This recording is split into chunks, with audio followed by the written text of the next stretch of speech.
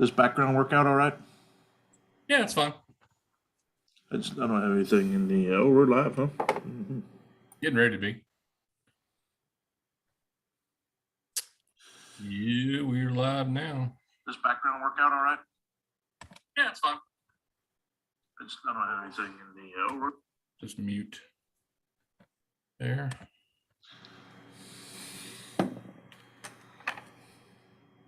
Yeah, your meeting's being live streamed. Got it. Let's see who we got here. Let's see. See who this is coming in.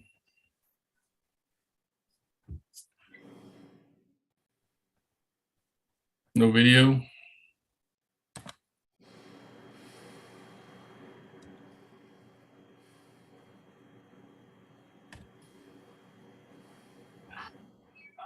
Somebody's on an iPhone. Mm-hmm. So you got a bad connection or what? I don't hear him and I don't see him. Two whammies. Yeah. Got no sound, no video. Who are you talking about? Try again. Yeah, no, just Someone's got a bad connection. You can hear me all right, right? Oh yeah, you're good. Yeah. Yeah. Yeah, so gosh, it's been a while since we've been able to come out. Welcome everybody. For those of you who are just tuning in to the Pin Pad, the official podcast of the Texas Arm Wrestling League. We have Mr. Presidente Billy Ortegas and myself, Dustin Laughlin, here to just kind of go over and have a little chat with some of the folks from around the Texas arm wrestling community. Go over some of the things in the league, some league business, some of the events, just some things that are going on and happening and things that are going to be coming up and that we're looking forward to. So yeah, share the link, please share the link. Over some of the things. Let your buddies know, come on in, let's chat. You got a question for one of us, you've got a comment, you got a concern, you got a gripe, come on, let's hear it. We're here. This is open to everybody. It's live. We're on Facebook, YouTube. We're everywhere. So yeah, what's up, guys? Just trying to get everything squared away. Someone keeps trying to come in with an iPhone, but I don't know who it is. So Wolfpack Productions says Willie here. Which is that Schollenbaum or is that you know which Willie that is? Nope, I don't know right on hand. And the Drew 24 says, "Oh, what's this now?" All right, what's up, Drew? All right, Wolfpack hears us. So whichever Willie it is, he hears us. Well, what do you think? You want to start off with maybe? Yeah, it's our Willie. What up, Willie?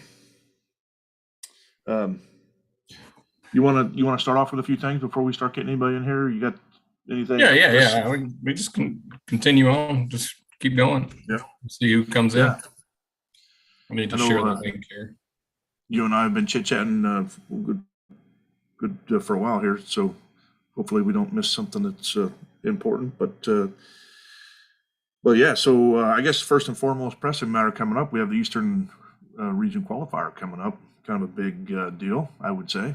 I'd say that's probably at the top of the list right now. Turned into, I mean, we want all our events to be a big deal, but with the opportunity that we were able to get with the East versus West, hopefully that just brings it over the top. Right. Yeah, I think what an excellent opportunity for Texas Polars too.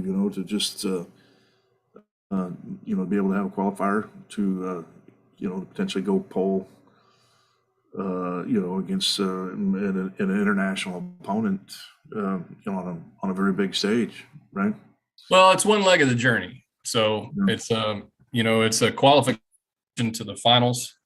then you still got to go win finals. And then once you do that, then you'll get a trip to, I believe it's Istanbul, to face off against the winners, the winners from the Eastern qualifiers. And the top 6 there will then get the opportunity to pull, or right-handed only currently. But the top 6 there will get an opportunity to pull in the future upcoming East versus West events. Nick Adams says, "What's up, fellas?" What's up, Nick?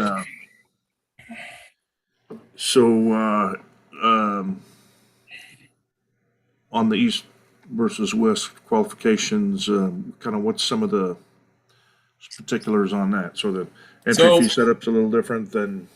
Yeah, we had to, with already a jam-packed schedule, and FAL, Florida Arm Wrestling League, had to do the same thing because they had already set their year, just like us. And so they had to couple with an existing event. So we had to change a few things up. Some of the entry fees that the group agreed upon for the qualification classes went up.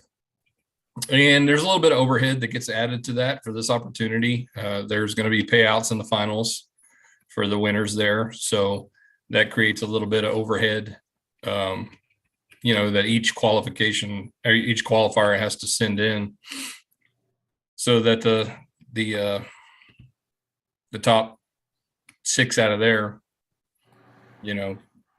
top 12 get a payout. So, and that'll be in West Virginia on May 6th, I believe. There isn't a flyer out yet, but hopefully soon. Right. Adam Gonzalez is on. He says, "Right hand is all that matters anyways." I'm finding that out more and more as time goes on. My left just keeps getting further and further away. Right is right, buddy. Right is right. Let's see. Grandma Rose says, "Hello, Grandma Rose. What's up?" She's in the house. She says, "I in the house." All right. What's up, Grandma Rose? What's up? Coming off her victory this week of YouTube. There's a man right there. Bumper. And who do you got? Well, Chris Hood. What's going on? Y'all hear me? Chris Hood. What's up, Chris? What's going on, fella? Can y'all hear me? Yeah, we can hear you. Perfect. Yeah, I got a new mic. I didn't know if I had to reset the settings. Working good. Yeah. Yep. So what's up, man? Nothing, man. Just been working and not arm wrestling working like I'd like to be. Yeah. I had my first practice at Kalen's a couple of weeks ago. That's the first time I've been on the table since my match with Billy Boo. Oh, wow. Yeah, just work takes a toll the last couple of months of the year for me. I know it sucks. I mean, why does everything have to get in the way of arm wrestling? Yeah, stupid money. I know. Yeah, no kidding. Yeah. What's your plans coming up? You gonna get back into training? Got an event? You gonna come to the Eastern? No, I can't make that. Mostly because I don't care for I'd like to do East versus West, but I can't get that big. Yeah, unfortunately, they're yeah, not looking for the 154 class yet. Yeah, no, which no biggie. I mean, yeah, it's all good. I don't know, maybe Midland. Just gotta see. I know. I think there's quite a big group of us that are wanting to go to Michigan and just invade Michigan State.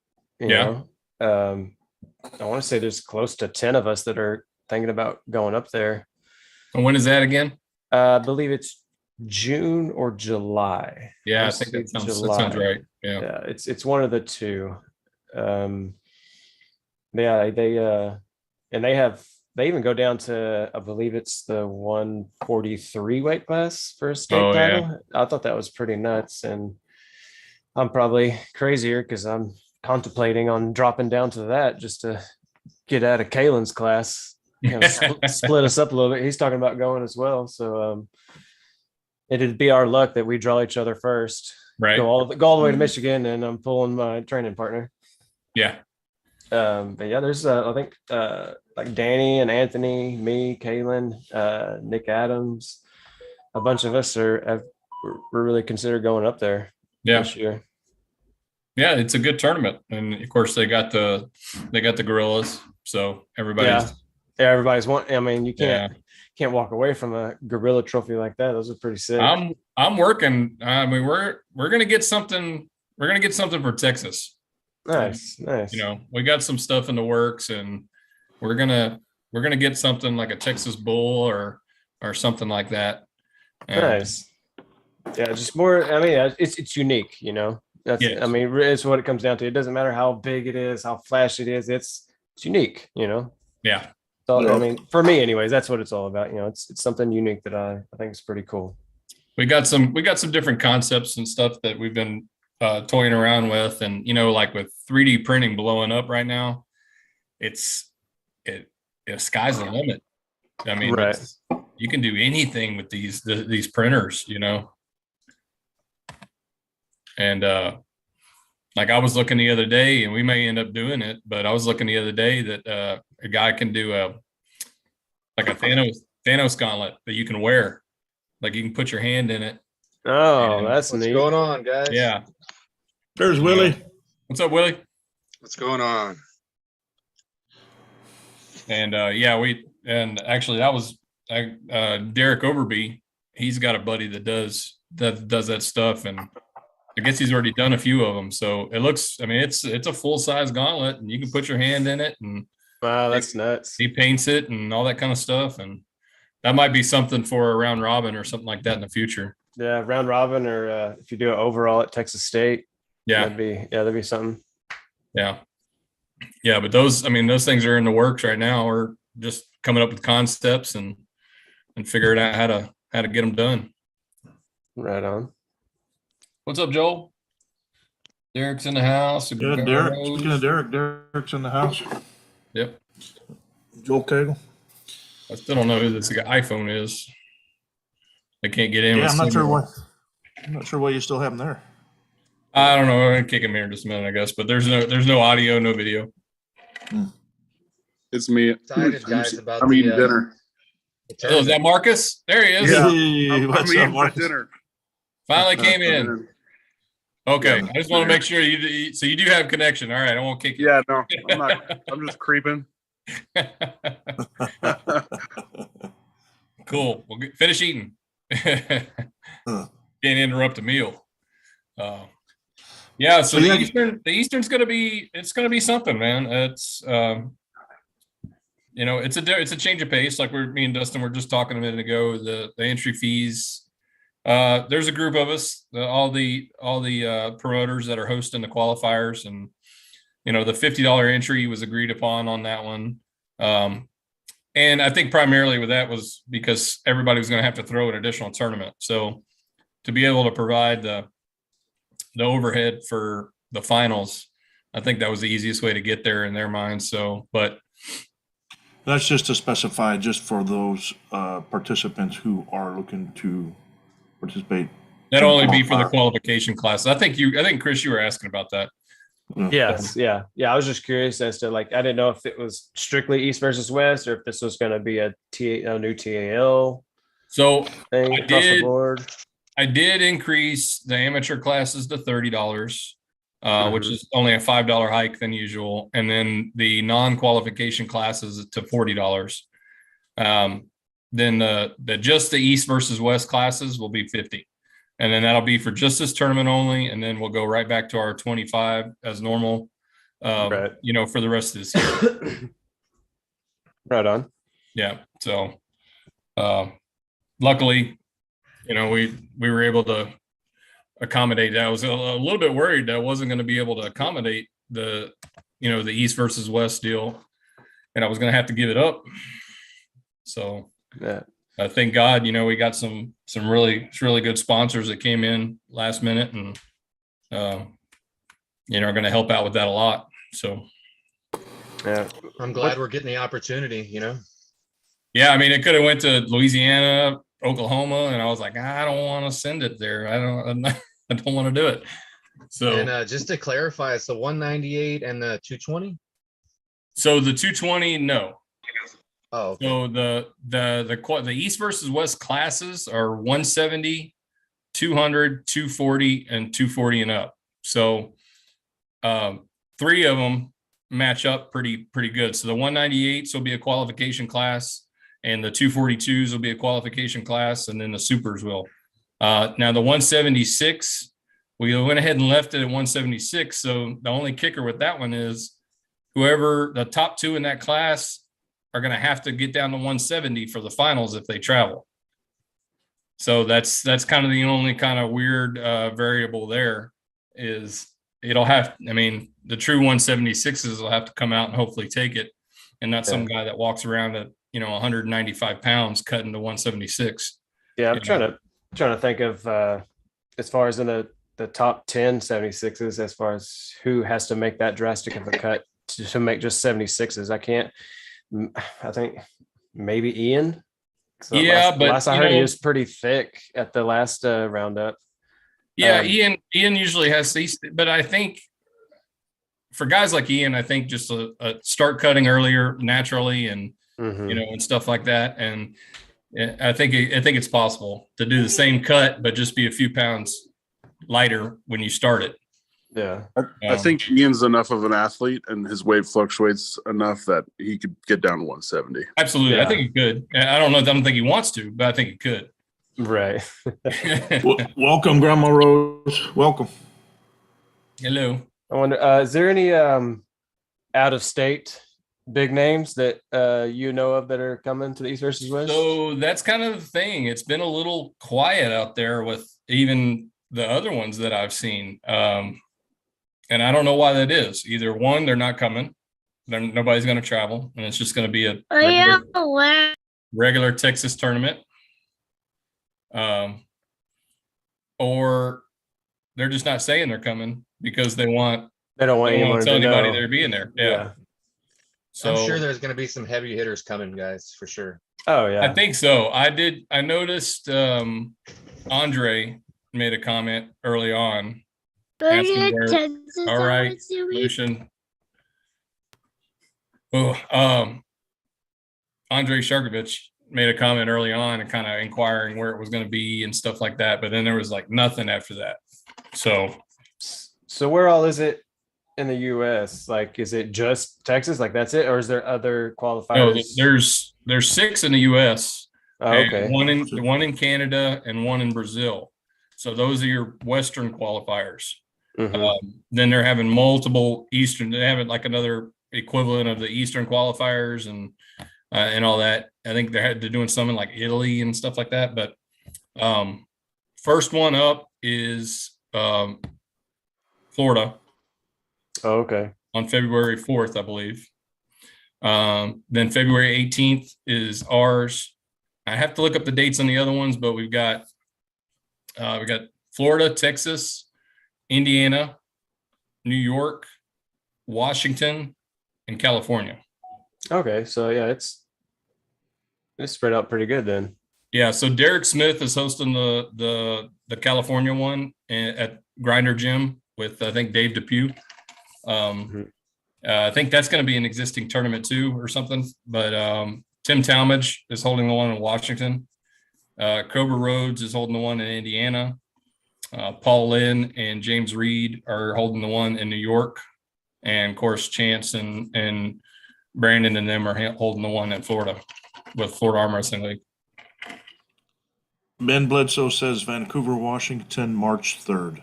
There you go. Joel Cagle asked previously, can the 154 guys qualify for anything or just bulk up and hurt some 176 guys' feelings? Well, I mean, if you pull into the 176s and you qualify, then you qualify for that class.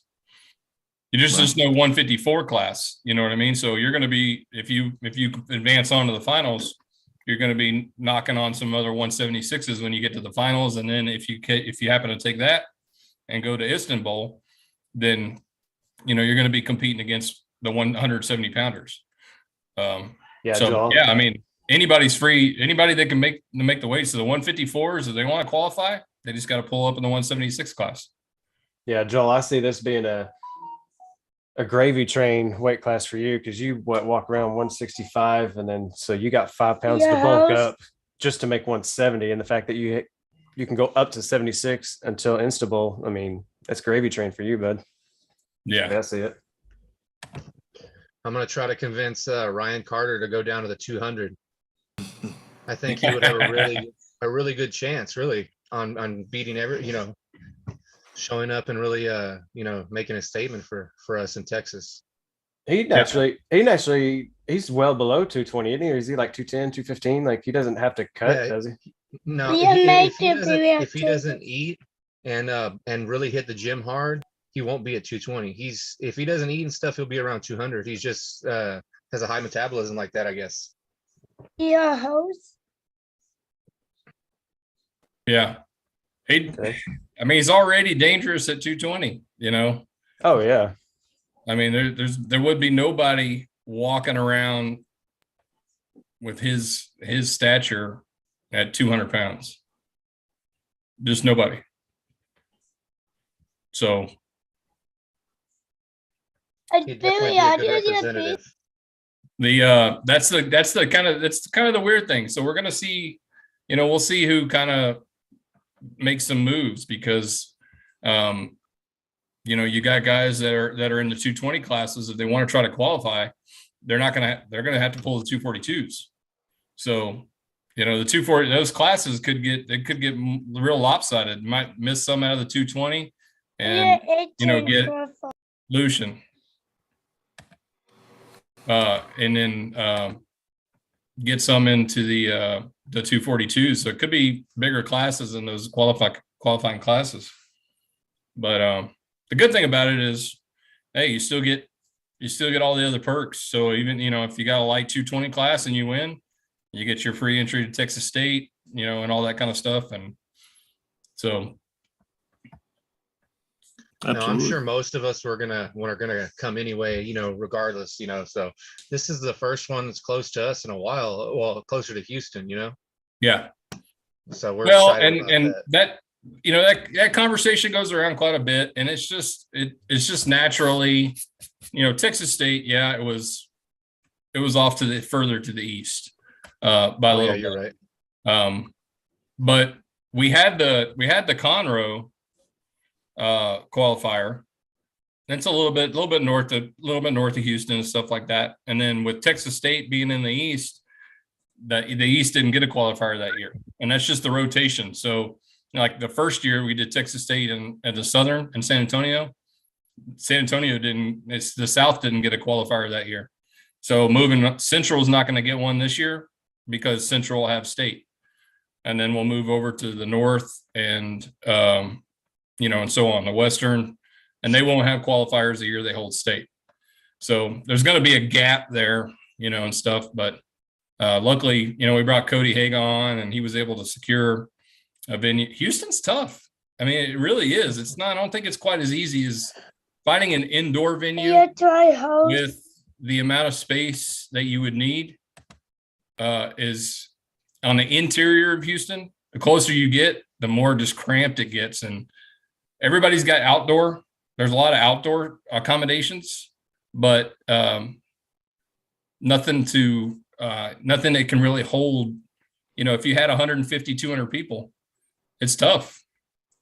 Outside it's easy, but securing an indoor is tough, especially if, you're not paying anything. And there's other factors involved there also. I mean, parking, food and beverage, requirements, necessities. What's going on, Jody Williams? Welcome. Or howdy do. In the chat? Yeah, Jody's in the chat. Houston guys, we are still actively seeking out and searching, more central Houston venues. Something that we've been working on. I personally have spoken to a lot of venues in the Houston region and area.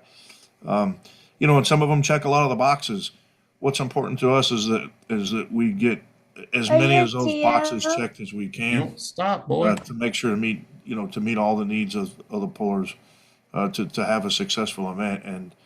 And largely, at least at the moment, many of those areas around Houston tend to be around the outskirts and not more towards, the urban area. So Yeah. bear with us. We're still working on it. And hey, there's Mark. What's going on, Mark? Yeah, we got people coming in now. Mr. Todd Treat. No, we know it's not easy, trying to keep everybody happy, so, but I mean, I think the last, the Texas State we just had, the venue, when I got there and everything seemed like it was, and it was a great venue. Seemed like it was going to be big enough, but the turnout was just, wow. Yeah. Yeah. I mean, and that's the thing. You never can tell. I mean, I know that we didn't have as many people as we could have had. I mean, I do know that there was a lot of, I mean, obviously that we didn't get a lot of the Western guys, obviously, just because Texas is so dang big.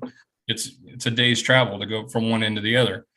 So we miss out, and it's going to happen that way when it rotates. When we finally get up to the north and we get out to the west, we're probably going to have those Eastern guys that aren't going to come. But we fluctuate from side to side. So we did have couple Louisiana guys come in when we go out west with Mark Perez. When their turn comes out in the Western, we'll get those New Mexico guys and maybe some Arizona and stuff like that. North, hopefully we can pull some Oklahomas down and stuff. So, And we did that in the beginning, that rotation, with with the idea of trying to make it fair for everybody. So we are rotating the state championship amongst the different 5 regions.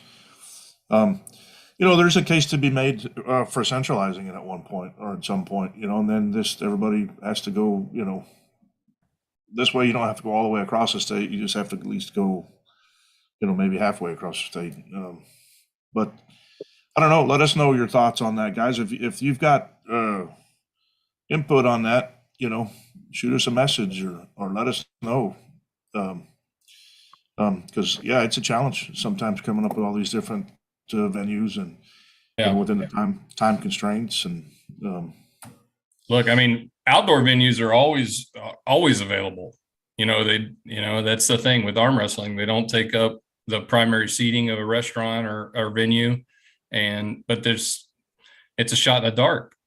Yeah, you just don't know if the weather's going to be. You don't know the weather's going to hold up. For February, we could run the risk of it being quite cold, and in Houston. So having an outdoor venue, it's not something that we could afford to do. Yeah.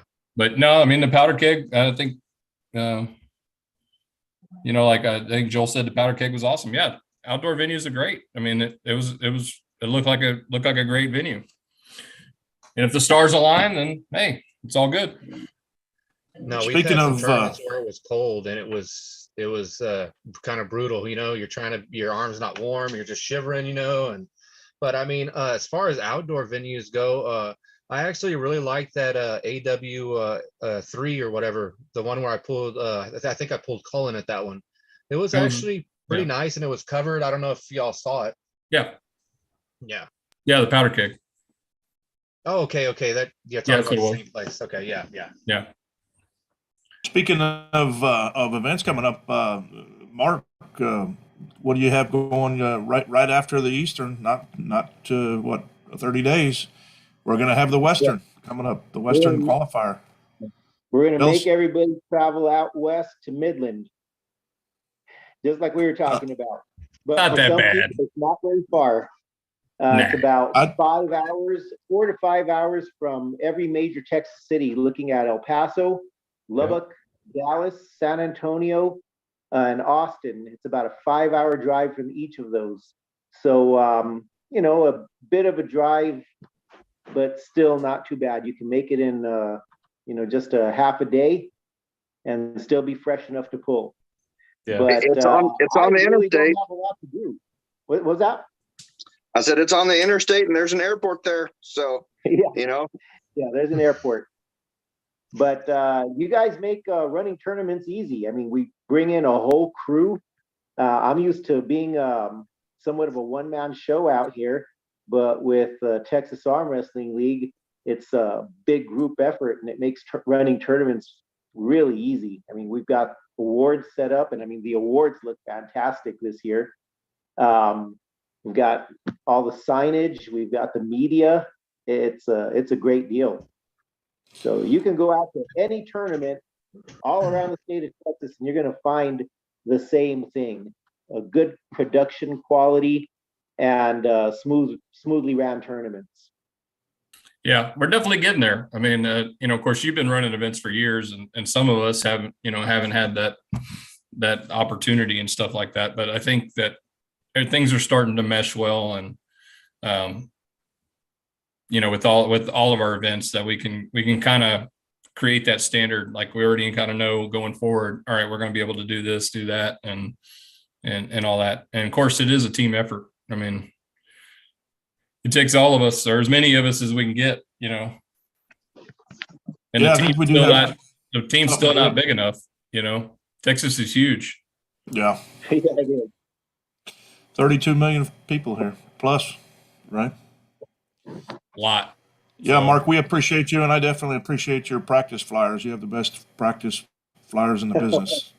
Yeah, that just tells you that I've got way too much time on my hands. And I am always looking out for your practice flyers. I have to see what's he going to put out next, He's the king. Yeah. I hope I don't run out of ideas. Right now, I'm feeling a little down because I just had 2 dental implants this afternoon. So they were drilling into my head over here and over here. So I'm not feeling great. So I'm going to cut out a little early, but I wanted to say hi to everybody, invite everyone out to the Eastern first, of course, which is going to be huge, and then try to get out to this Western qualifier, because being so centrally located between all the cities that I mentioned, I think that Western is going to be a big event. And I think that we're going to stuff that little place. I think that, Billy, you mentioned it. Seems like arm wrestlers don't mind being in confined spaces. You get a venue that's too big and you feel like you're way far away from everybody. We get all spaced in this little area, and it's kind of fun. It's more intense. And I think that's what we're looking at when that Western comes along. I mean, I said that the other day, and thinking back to like Texas State and stuff like that, it's like, and like Willie said, it got small quick, but the concentration of people, that Texas State is what solidified it for me. It does not matter how big the place is. Arm wrestlers are going to be on each other's backs to be as close as they can to the tables. They're going to try to get behind the tables. They're going to try. It does not matter how big of a place you got. They're just going to be right up front, and then everybody's brother, sister, mama, girlfriend, whatever is going to be. Oh, good Lord! Here you go, Lucian. Yeah, I know. Yeah, just me. I know it's just you. Yeah, baby, I take this. I know. Thank you, buddy. Arm wrestling biggest fan there. So yeah. Baby, I take this. Okay, buddy. Thank you. We want to get, really at this point, the space is just for us, because I don't think, like I said, I don't think the arm wrestlers mind too much. No, I don't think so. One more thing before I go. Todd and I and Billy and a bunch of people are pushing to get this Texas versus New Mexico challenge match series going. And we have a bunch of matches lined up, some of them for the Western. And, there's a bunch of and some pretty good ones in New Mexico. So looking forward to that too. There's going to be at least 2 of them in Midland, and I'm going to try to get a couple more so we can take out those New Mexico boys. Yeah, buddy. Yeah, let's run it. Like I said earlier, I think that we're at a point now where we can accommodate more matches in the beginning, get them done in a timely manner, and so having 3, 4, or 5 of these matches, start a little bit early, but I think we can knock them out, get them out of the way, and accommodate these state state deals pretty nicely. Yes, sir. Barry, All right, well, please. I will be leaving now, and good talking to you all. And Good to see you, Mark. Later. take care. Take it You the easy. man. Take care. No, I plan on making it out west this time for the Western, even if it's all the way out in Midland. From Houston, that's a little far, but I didn't make it last year, Yes. so I'm definitely gonna try to make it this year. I'm gonna be going out, I believe, to Lubbock to pull Rito at some point soon. So Oh, wow. Well, that's a big match for you.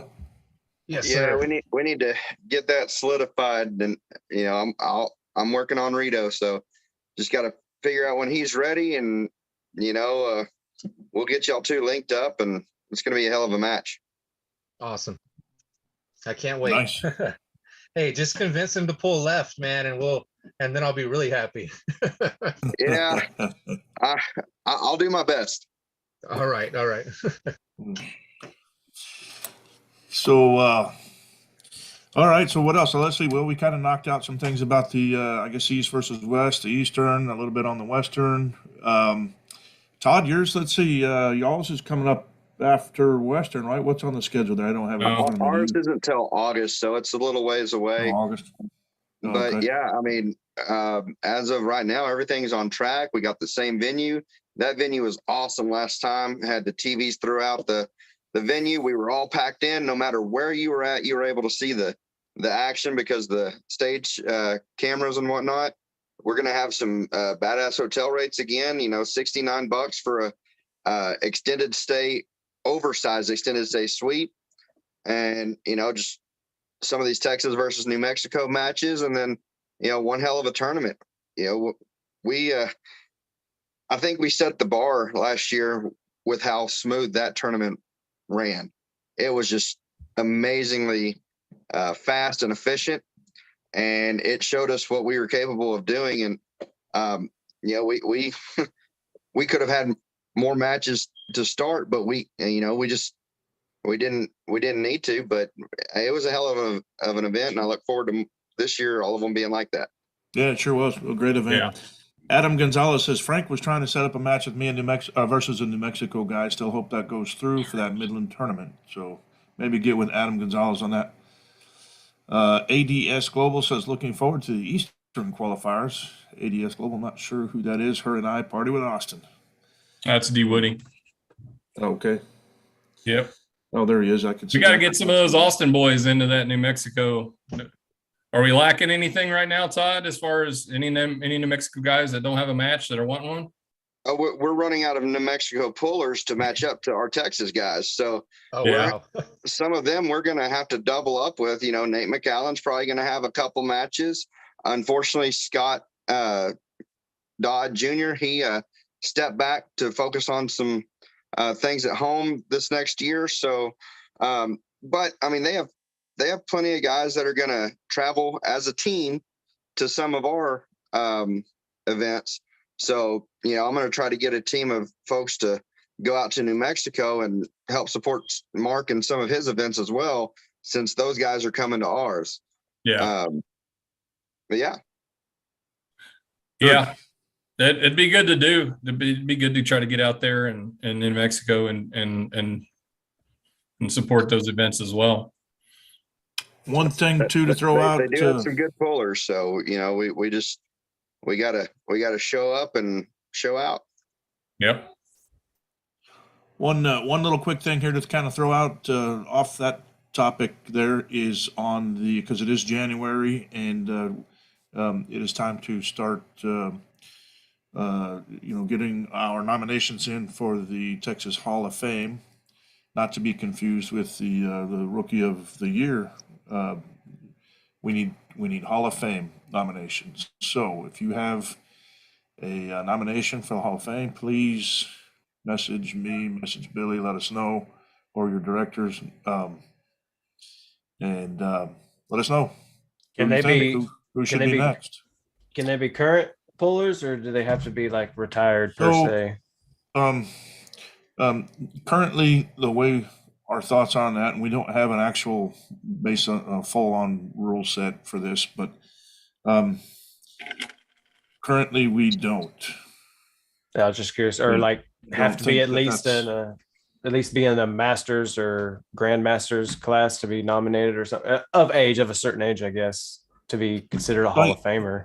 My thoughts on that is, if you have somebody, regardless of whether they're still polling or not, submit their name. If you know, we're still kind of getting this Hall of Fame thing up and off the ground going. We've gotten a couple of really great nominations over the last 2 years. Definitely both well and worthy,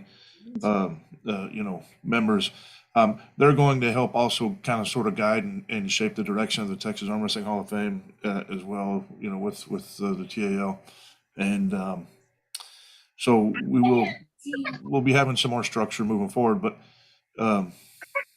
yeah, if there's somebody that you had in mind, please, it's important, get their name submitted, and maybe a brief little spiel or whatever on why you think they should be, in the Texas Arm Wrestling Hall of Fame, for reasons however many, A, B, C, D, Yeah.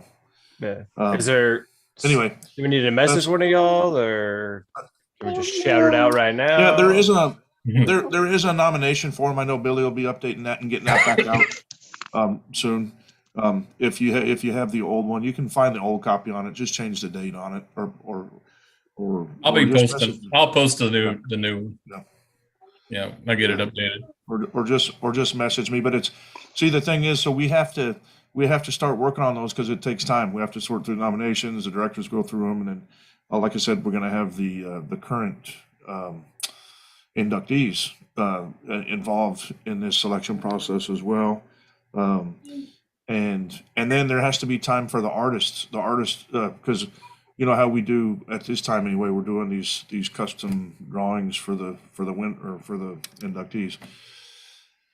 The artist has to have time to make the piece, and so not all has to be done within a certain time frame, and then funds have to be raised and different things for that as well. So but yes, on the subject I sort of touched on there, but is completely separate. Rookie of the year. Any comments, thoughts? Can I open up that can of worms? As far as what, like, guidelines, as far as what's considered a rookie? So I think since Dustin already mentioned it, we might as well. So there might have been a little bit of misconception. I saw some, comments from some different particular people. So there are a lot of pullers that came into the mix in the time area that we were looking at. So to try to be consistent and as fair as we could be, we're going to miss some. But we went with 21-22. So a puller that came into the sport in the year of 2021 and completed their first full season in 2022. So, by definition, a rookie is somebody that's completed a full season of whatever sport they are participating in. And if you had somebody that, came in and, the end of 2021, they may have only competed at one event and stuff like that. So we went through all of 2022 before so it's a 21-22 area. So like next year will be 22-23. So we'll look at pullers that came into the sport in the year 2022, this past year. And then at the end of the season, we'll look at, okay, who are those people? And their season for rookie of the year was 2023. So, yeah. And I don't know. I mean, it's people aren't going to be happy. Yeah. I see what you're saying about being difficult, because what considers their first season of competing or training? Because someone could train for a full year before they even compete. We went with competing. Okay. Yeah. Okay. And the first one is always difficult, especially with our league, because we were already almost 2 years old when we did the first one. Yeah. So, it basically added 2 years worth of folks for their quote unquote rookie year. So, yeah, like you said, there's a lot of debate on, what a rookie was. But now that we've, lined everything out and we've gotten past the first couple years, we're going to be able just to go a year back instead of, multiple years. So for this year, y'all are looking at everyone from 2022. That is the first time that they have entered in any TAL. Is it TAL events only? No. It just okay. Okay, so yeah, that okay. Yeah, I mean, we are a majority of the events here, so odds right. but you've got, any of the other, IFA, anything like that, if they first competed one of those, then that would classify them as coming into the sport, in 2022, and then they'll complete their first full season by the end of 2023. Okay. That seems pretty straightforward. I mean, because y'all have it's not like y'all don't have the paper trail to know. Yeah, so that's the thing. Granted, Texas is big, but it's not difficult to keep track of what's going on in Texas. So especially with the shout out to Aries. That's definitely an asset. Yeah, now that it's all digital, it's not just actual paper. Yeah, no, it's definitely an asset, and they're using it right now. They're Sean Hancock and Corey are coming up with a standard rating for the amateur tournament that's going to go down on May 6th. The national one that's going to be here, right? Yeah, the amateur national. Yeah. So if you've got too high of a rating score in Aries, and somebody calls attention to it or whatever like that, then you're probably not going to get to pull. Oh, I'm set. My Aries rank tanked after losing 3-0 to Billy Boo. I dropped like 200 spots. What? Yeah, I was like top. I don't know. I'm like 200 something now. I was like in the top 30 or 40. Like even Kalen, he's like 107th or 167th, something like that. I was looking at the other day. I was like, man, it's like my rating went way down. But they've added more tournaments, and yes. So I was surprised that mine, given the little bit of time that I've been competing, and that's probably why, because I don't have. I've got a lot of matches, much more than some people, in like the 242 and stuff like that. So I'm still, I think, like last I looked, I was like 48 or 49. No comment. Yeah. Hey, ADS, Dustin's way down there. He gets beat by people not even in his weight class. So. ADS Global says, looking forward to the Eastern qualifiers. Oh, let's see, we got that. Let's see. They say, what's the best method to stay up to date with the TAL, if not on Facebook?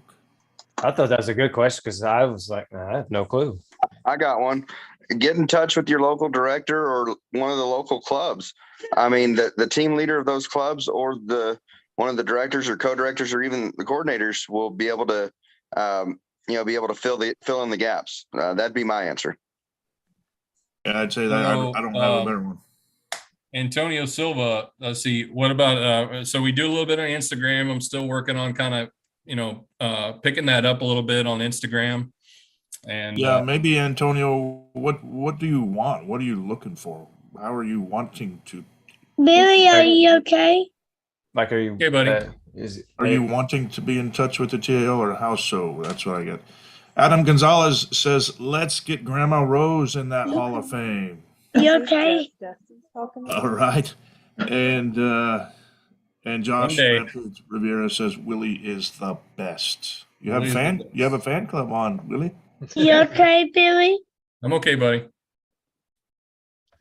So yeah, I don't know, guys. I don't know if maybe somebody's anti-Facebook. I don't know. Some people don't use it. Without Facebook, we couldn't have made the league how we've made the league today. I can tell you that right now. I have a couple guys that practice that I send text out when we have some kind of practice here and there. So yeah. There's just no way you can communicate all the things out as quickly and efficiently as we have been able to with Facebook. There's no doubt. And you know, the ease of which it is to navigate the you know, Facebook and everything. It's for folks. It's a no-brainer. I mean, Facebook and YouTube. I guess YouTube would be the other main outlet for our I guess our videos and such. You know, our podcasts. We haven't been on as regular schedules we'd like to be, of course, with our podcast. Just because we're busy. We've just been so busy. I mean, especially you know Billy. Gosh, he's running around, and you know, I don't think, and that's kind of something too. You know, none of us are paid. None of us get paid. The referees get a little bit of money, but that's because they work their butts off during the events, and nobody else would do it if they didn't get a little something. So I mean, it's either you got to go to rotating referees, at each tournament, so everybody's having to pitch in the ref, or you know, I don't know. I guess what I'm getting at is there's a lot of folks out there, and yeah, you know what? The league needs you. League could use your help. If there's something that you can do to help pitch in, please step up, help, volunteer. You know, even if it's just something small, like, hey, you know what? I need a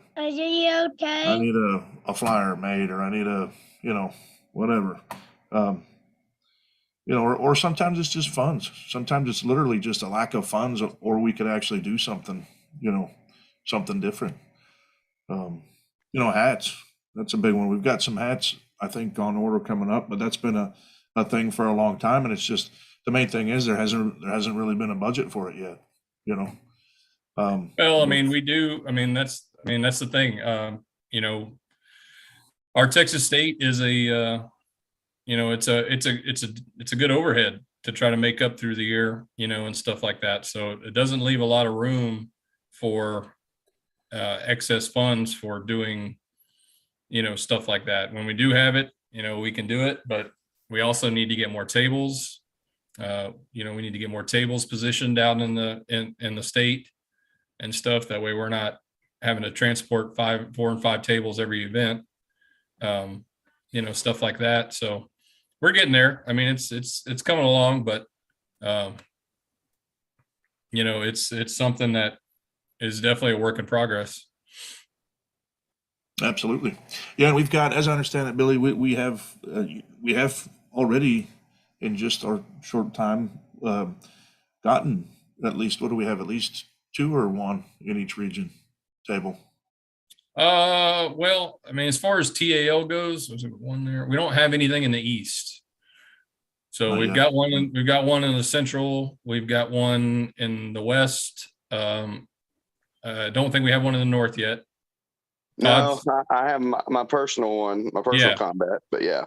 Yeah, so we need to get one in the North, and we need to get another one in the East. Yeah, so we'll get there. And of course, too, those are, best tables on the planet. Right here, guys. Combat Arm Sports, arm wrestling tables, San Antonio, Texas, made right here in Texas. Good old USA. Yeah. Combat veteran. Let's see. You Somebody okay? asked a question there. Let me see. Let's see. Where's it at? Josh Rivera asked if Marcus was pulling amateur supers. I believe Marcus is still pulling the amateur supers. Still there, Marcus? Yeah, he's in there. I think he just hit himself. I see that. He also said later down the line there, was that Tim that said Billy looking like a snack? Who? David Vengeance Rivera. Easy now. Easy. Yeah. Yeah. Where's Alicia? Get Alicia. Right. Anyway, so yeah, guys,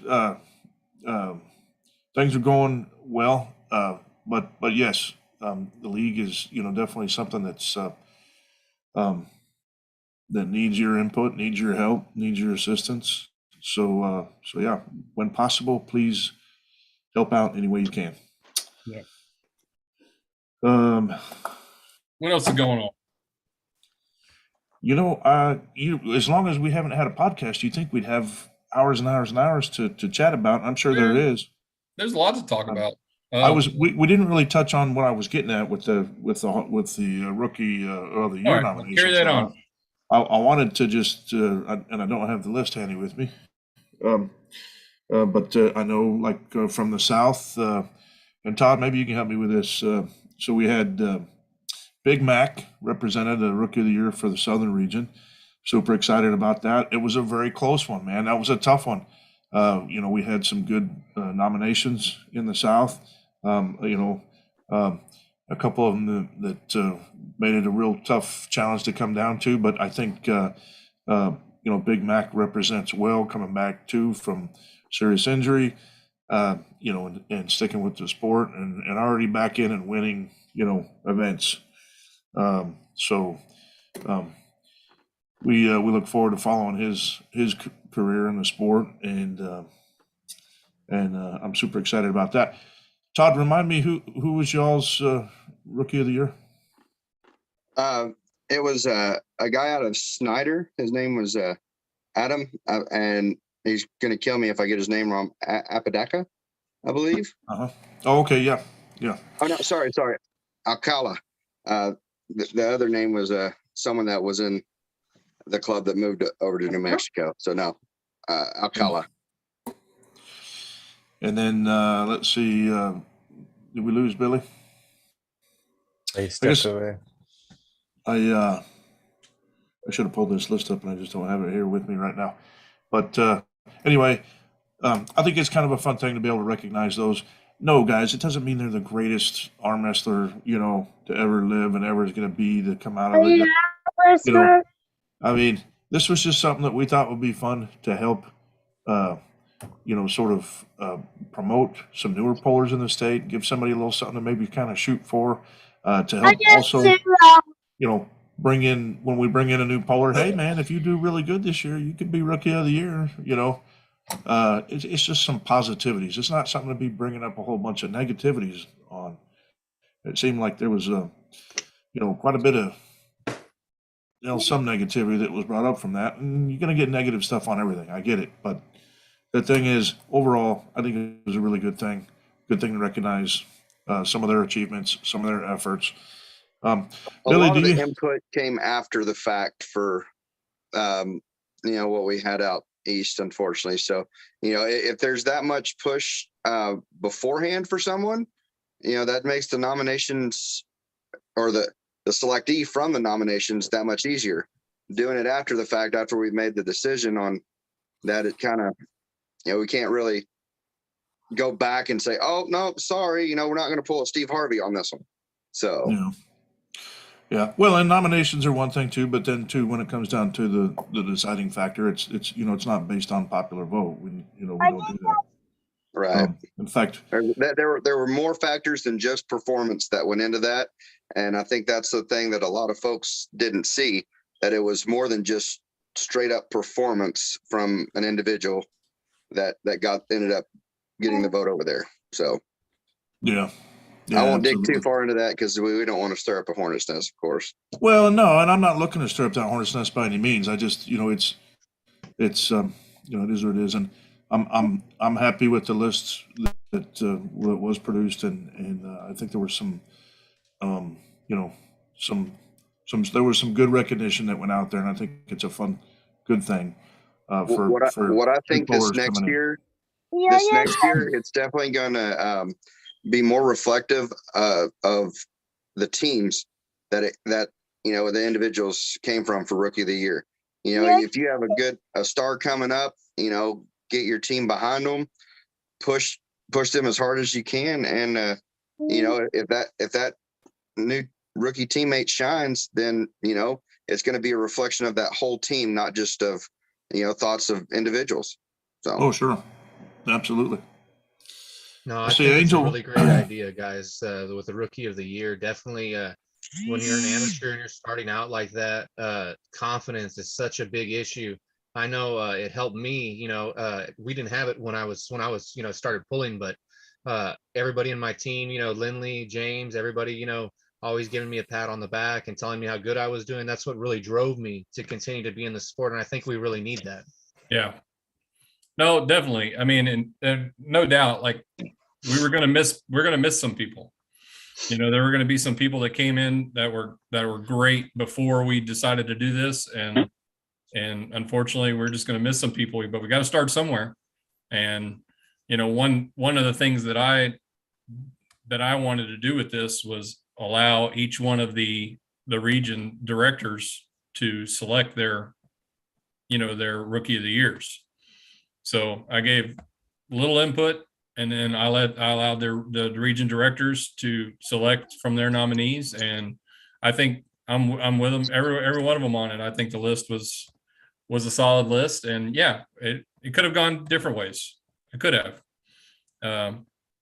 Different factors factor in. Like Todd said, performance was one thing that we looked at, and we also looked at some other things, and that's what we ended up coming up with. And I stand behind all the decisions. I think Billy, absolutely. You had a good point of, what we're trying to do with the TAL. What we're trying to do is create a league and an environment to where, the next couple generations can come to family fun events, a safe event, where everyone's welcome, and, you're going to bring stories from, make memories from, and, let some aggression out. Let's have fun, another one thing I'm really looking forward to, not only from, the upcoming rookies, is the folks that'll be transitioning from amateurs to, open class pullers. That's something we're going to, start taking a look at here soon as well. And we've got a lot of good talent that's fresh. And, I encourage folks to, if even if they haven't placed, if they feel that they have leveled up, step up, pull open too, get some more table time, and get that experience with the big guys. It's going to be fun this year. I know it is. Oh yeah, absolutely. So I was ever since you said something about the Aries ranking there, Billy, and you mentioned how Dustin wasn't doing the hottest, I had to go and do some research. Thanks, Chris. I'm ranked 300 spots above you, Dustin. In the supers? In the supers. This is my problem with the supers right now. Let's have this out right now. Get him out. I was like, I can't be that far off, but you've had you've had a lot more matches. I was above Dustin for a little bit too, and then my win against Travis somehow got scrubbed out of there. I mean, it just still not liking that one. Yeah. I'm in the bracket win. I framed it. I'm in the top 1,000. Dustin is just barely out of that. Chris, I would like to thank you for bringing this up, Chris, and I would like to put a shout out to both Tony and Frank, and hey, listen, something's not right with the math, okay? You guys need to go back to your little calculators on your little computers over there and figure it out, because it ain't right, The algorithm doesn't lie. Are you using? I know a little something about algebra, not much, but it ain't right, okay? Maybe someone needs to pull some more. Well, maybe if somebody didn't have to ref all the time, maybe somebody might do a little more pulling. No, he's still including tournaments. There's lots of tournaments that I did in amateur and in pro that aren't on there yet. So in 42s, you're ranked higher than me by about. I'm 670. You are 370. So you got 300 spots on me just in 42s. I catch the bigger boys sleeping, I guess. I don't know. That's all I can figure out. I don't get it either. You talking about Willie there, Chris, or no? You. I'm talking about you. Me and you in 242s right hand. I can't be in the 242s. I've never been under 242. You're ranked. Dustin Laughlin is ranked. Someone get a hold of Frank real quick. That might be a typo. You have a total of 3 matches. Let's see. It says Texas State 2022. You won against Edgar Guerrero and lost against Byerly and Peyton in the 242 class. All right. Something's not right because Byerly's not that small anymore. He hasn't been 42. I haven't been 242 since the 6th grade, Chris. So I don't know what happened there. I don't know if it was a typo but so they in the 42s they got you Hey, I'm in the 242s too, and I have been 242 since like I was 14 years old. Thank you, Marcus. I bet it may have been a 199 plus. They may have just through tournaments that have that 199 plus. They may have just. For me, it says Texas State. Texas State's on there twice. Apparently, it says Texas State was the tournament where I was 242, and it also says I was 242 plus in Texas State's same tournament. So it's a duplicate. Yeah, I think we can just send that over to Frank, and he can get that adjusted. However that is. And then you pulled my name's in there. My name's in there twice. One of them it's spelled wrong, and it's only got like one tournament. I've been meaning to tell them to fix that, but you know. Yeah, that's another thing. You know, while we're on the subject of errors, on the ELO system, you know, I encourage everyone to check their rating, check their name, and multiple spellings of their name. And if they find it, then send that up to the folks that, you know, Frank or Corey, just, you know, someone that has access. That way they can change it and group it. I did that for a few New Mexico pullers the other day that I saw that on, and you know, it can make a difference. So if you've pulled, you know, tournaments in different states and whatnot with different promoters, you know, check how your name is on there and, you know, what you may have signed up as.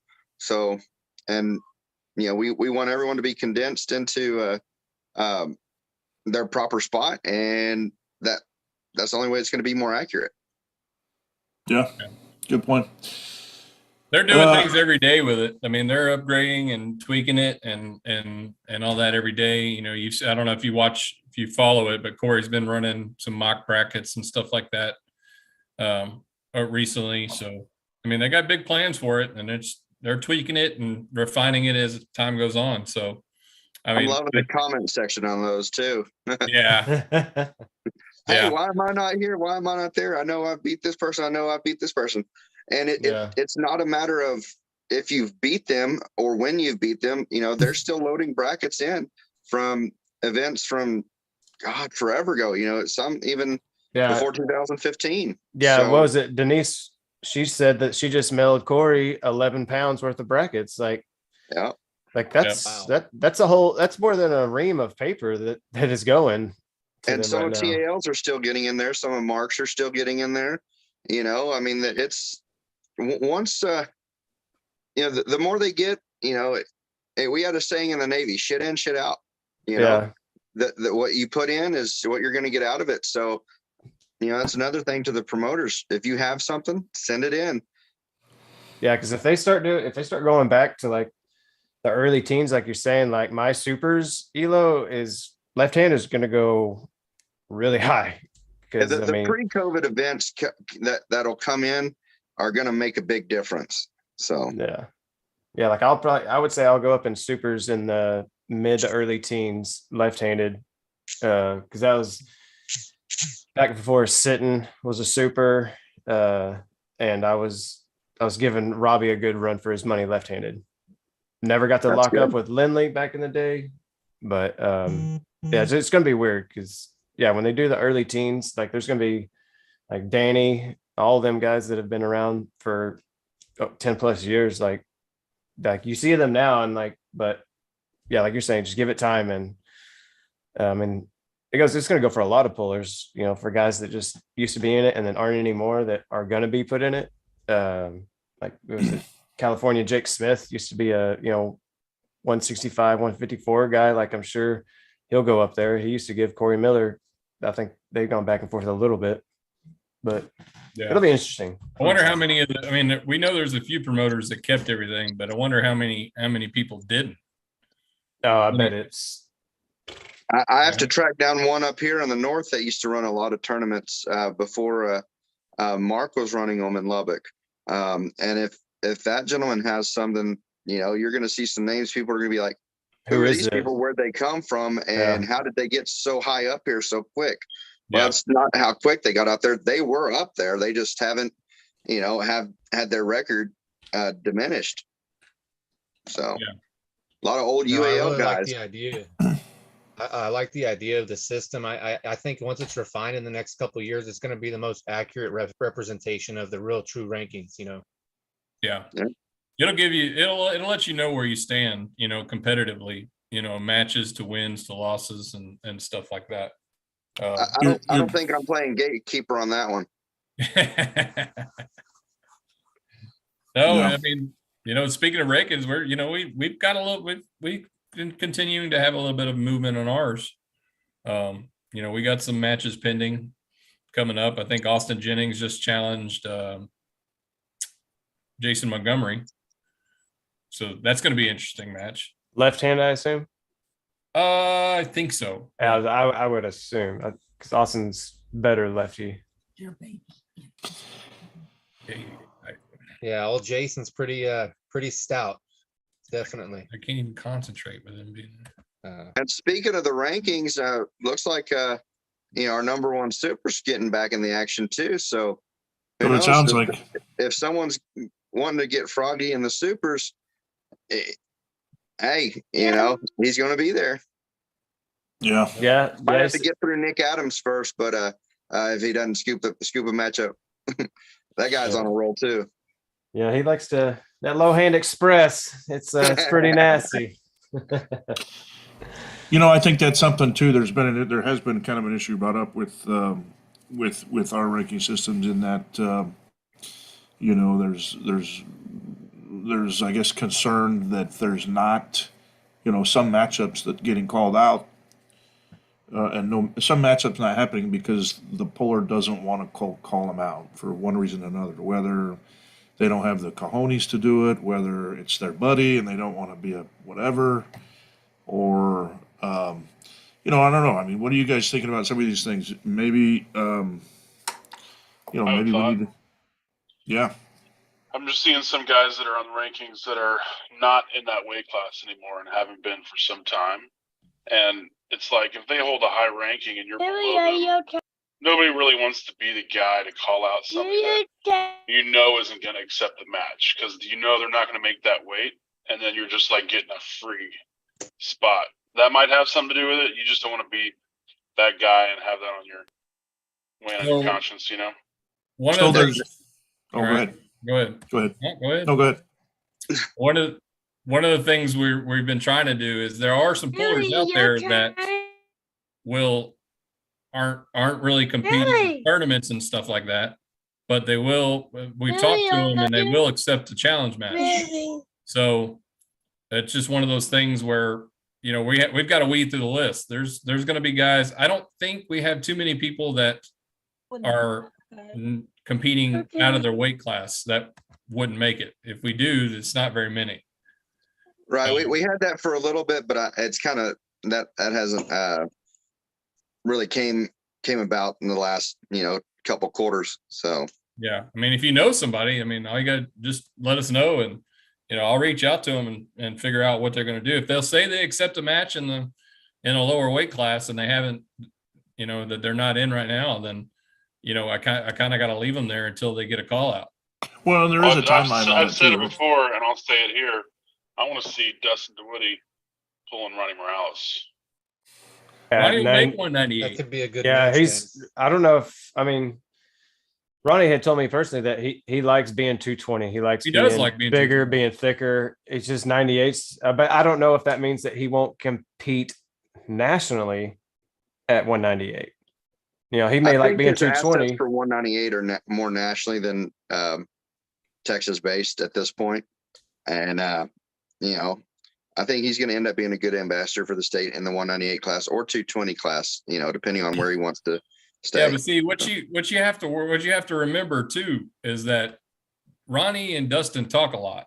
I don't think they're really particularly interested in challenging each other just yet. They're good buddies. I mean, yeah, you know, there's some folks that, you know, don't want to challenge folks in their own club. You know, those two are, from what I've seen, that they're pretty close. I mean, they talk almost every day from what I hear. So, at the end of the day, if Ronnie's number one and, you know, in that 198, he's holding a rank. All someone has to do is call him out. Dustin says, I'm not asking for a Ronnie match at all. LOL. Everybody else is. We don't need Dustin. Dustin's not going to call anybody out. Yeah. We should just accept that. Dustin doesn't call the shots here. Yeah. Yeah.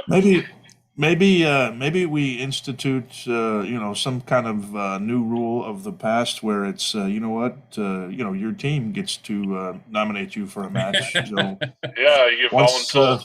It's a petition. If you get 5 team members that petition a match, there you go. You have to accept it. Yeah. Yeah. If that person's the leader of their team, though, hey, have to just pay. so you know, we voted you in for a match. We went above your head. Oh wait, they have would to be pay a good the match. fee. I think I do think that'd be a good match. Oh yeah, maybe Always in 210. Caleb. That's the thing. D Woody walks around. He can a 209 class is really perfect for Dustin. So why not meet Ronnie at 209? Yep.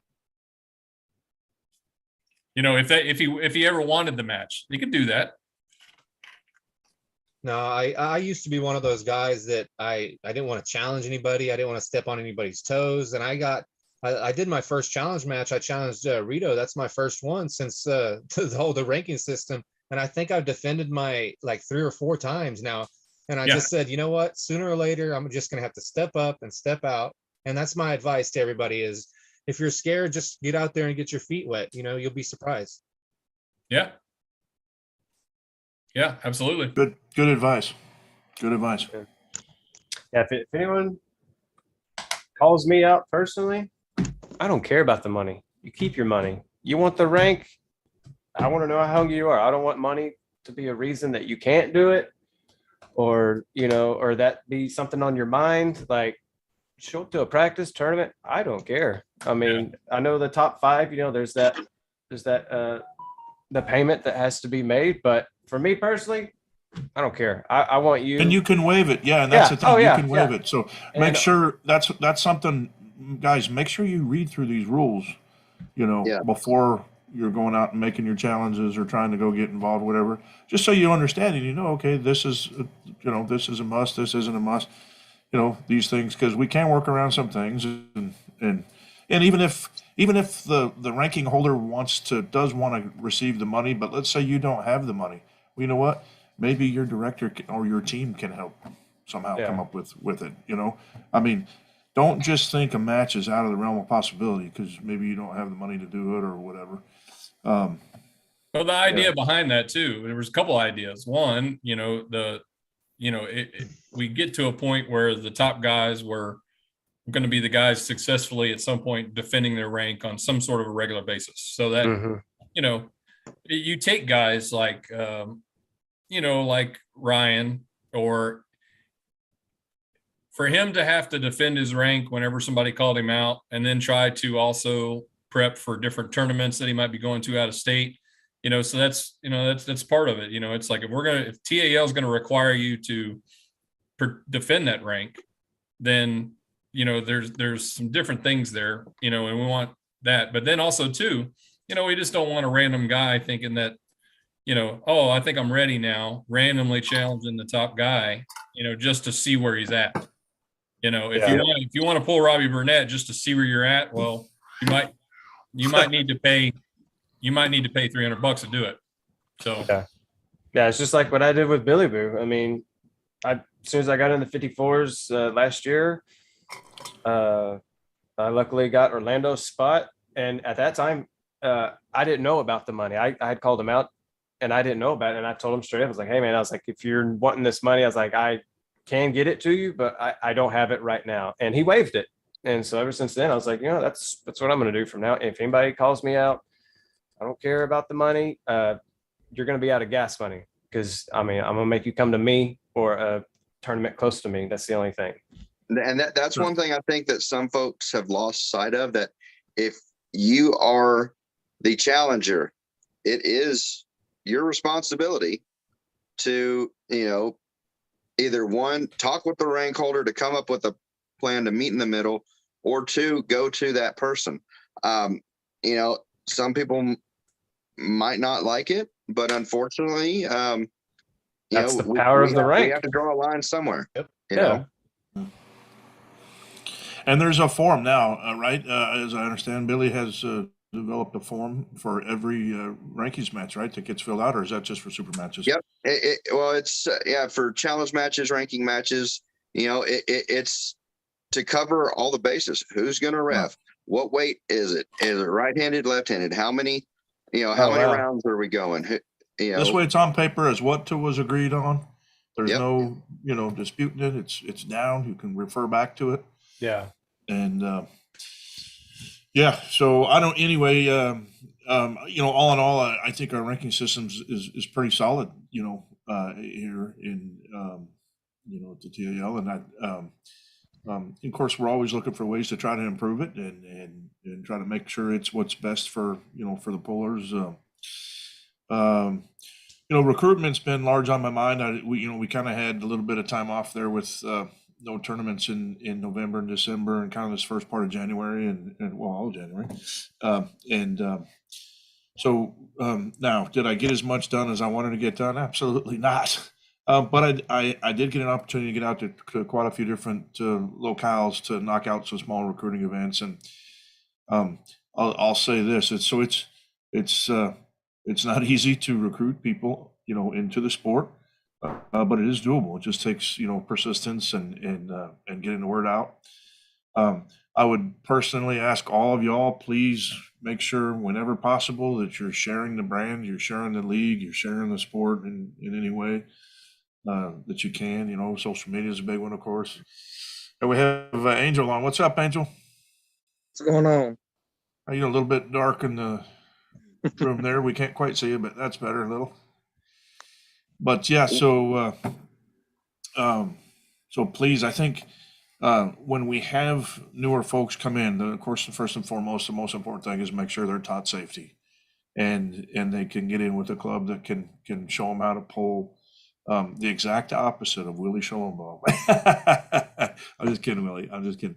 But you scare me to death every time you pull. But no. But see, Willie's pulled. But Willie's been in the game for how many years? You've been pulling, Willie? It's about to be 5 years. Which is a completely different thing than a new guy that just gets into the sport and starts pulling for the first time, right? There is no way, that Willie could handle, what he handles now with the stresses and strains and everything that he's putting on his tendons and his bones.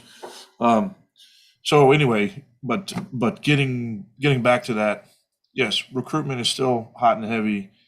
It's something that's going to help us help you, right? So if we have new guys to come in, new blood, fresh blood, it gives us abilities to do things that we couldn't do before, raise prize monies that we couldn't, bring in pullers from out of state or out of country that we couldn't have before. So yeah, help recruit, bring a friend, Yeah, one of the questions I still get asked is that really a thing? I'm like, well, it's absolutely a thing. It's becoming more family oriented too. Bring the wife, bring the kids, bring your cousins, bring whoever. Let's have fun. There's an amateur class for a reason. We have the safety briefing for a reason. It's a fun event. Come hang out. Bring your friends. You say, hey, look at what I just joined up. Y'all want to come over? Let's see how we can do. And word of mouth. We just got to get out there and do it. Absolutely. What do you guys think about that man on the street deal where you just set up a table like in the middle of Midland or downtown Midland or Houston? And, I could imagine that out in the oil patch. Yeah, you set up a table and people, they'll just flock to it, really. So that's a good way, to maybe get some new people in. Is our hotel room? A couple of things, at least that I've kind of taken in with that is, I'm trying to put any kind of money situation down there. There can be problems with that. There's lots of different problems, but and then one other thing, like we, at least in our team, we don't allow like 2 new people on the table ever. Just because accidents can happen quick, and so we try to keep newbies. Anytime we have a newbie on with somebody who knows what they're doing, so they can make sure and kind of And tell them guide it's them. just practice. You know, this isn't a Sure. tournament. We're practicing. Yeah. We're building you up. Yeah. Yeah, definitely had some decent growth though. I know, gosh, we have 2 teams now in San Antonio. We've got, teams kind of growing in all regions of the state. I see people coming into the pages, each and every day on some of the different team pages. So it's good. It's good to see. And it also sometimes makes me kind of go, oh crap, what are we going to do? And, we have a 500-person tournament, like, That's so, scary. yeah. But these are good things. And for the future of the sport, I think, if you don't grow, then you do fail. You do eventually fail, right? You have to have slight growth. So, I think. Speaking of that, TAL had so much growth. I mean, it's getting recognized by a lot of other promotions. Everyone's wanting their piece, Sure. So, with our model and sticking to how we run our events and the way we do it, family friendly places, and make it a fun environment. We keep it that way. I think more pullers around the state are going to say, hey, I like the way that it's run out here. It's an intense environment. There's good food, good patronage. I mean, it's working. It's really working. Well, guys, unfortunately, I have to dip out on you. But it was nice talking with all y'all, and I'll see y'all at the next tournament, or see you when I see you. We'll see you soon, buddy. Good to see you, Willie. Buddy. Sure. All right, so I got the chat here went way out of line there, but let's see. It says Antonio Silva says, I think it would be great if TAL created a list of areas it would like some help in: social media, events, booking, sponsorships, fundraising, etc. So we can try to keep an eye out for solutions. Josh Rampage Rivera says, Austin Jennings is my hero. David Vengeance Rivera says, I'm bringing a Mario for Willie next time I see him. I guess, sorry, Willie, we missed you there. Let's see. And he says, Greg, you got a Mario hat at your shop? Josh says, I'm bringing Willie a milkshake next time I see him go on that sweet roll. Hold on, I lost it here. Back on the promotions, flyers, sponsors, that kind of stuff, everyone that's on, we're always looking for more sponsors. If you have someone that you think would be interesting in sponsoring a sporting event somewhere close to you, or even one of the events you're going to, let us know. We'll reach out. We have different levels of packages that we can offer to them to see how much advertising they want for us, get them out on social media. It's, we'll take help where we can get it. It's a team effort. It's not just the directors, just the coordinators. If there's help from other places, we're going to welcome it. Absolutely. Man, I got way behind in the chat. Forgive me. So there's a whole bunch here, guys. I'm going to have to skip. So a lot of it's just chatting back and forth. Yeah. What platform is used to view the rankings? Antonio Silva's Everything's asking. on Facebook. But we need to, and like I said, I'm working on Instagram. I know, I talked to, was mentioned the other day that maybe starting a Twitter, starting on that platform as well. We had started that at one time, and then we just were so busy with everything else. There was nobody to run it, nobody to help, kind of maintain it. Yeah. I think there is a Twitter page, though. Oh, I don't know. I don't ever remember seeing it, but we can figure it out. Yeah. Stuff like that. But yeah, there's a lot going on, man. What you got going on, Angel? What you been up to? What's going on in Victoria, Texas, representing Victoria, East Coast? Well, I got to be careful how I say that. I don't want to offend the Northeast guys by calling you a East Coast guy. I think we're more like Southeast or West. Yeah. So what's up? What's going on, Victoria? What have you been up to? You've been back on the table and practicing. You've got a super match coming up, or a challenge match, or rankings match, or something. Yeah, got a rankings match February 26th Okay. against Eric Miranda. Oh, Eric, sure. Yeah, we're having it at, He's out of well, he Killeen, has right? family here for you. Okay. Yeah. Nice. Who's So we you pulled just- once here. Yeah. How'd that go? I had got him right, but he got me left. And that was like 3 years. Where was that at? I think I remember seeing that. We had it here at a bar and grill called Breezy's. Yeah. Yeah, I think I do remember that now.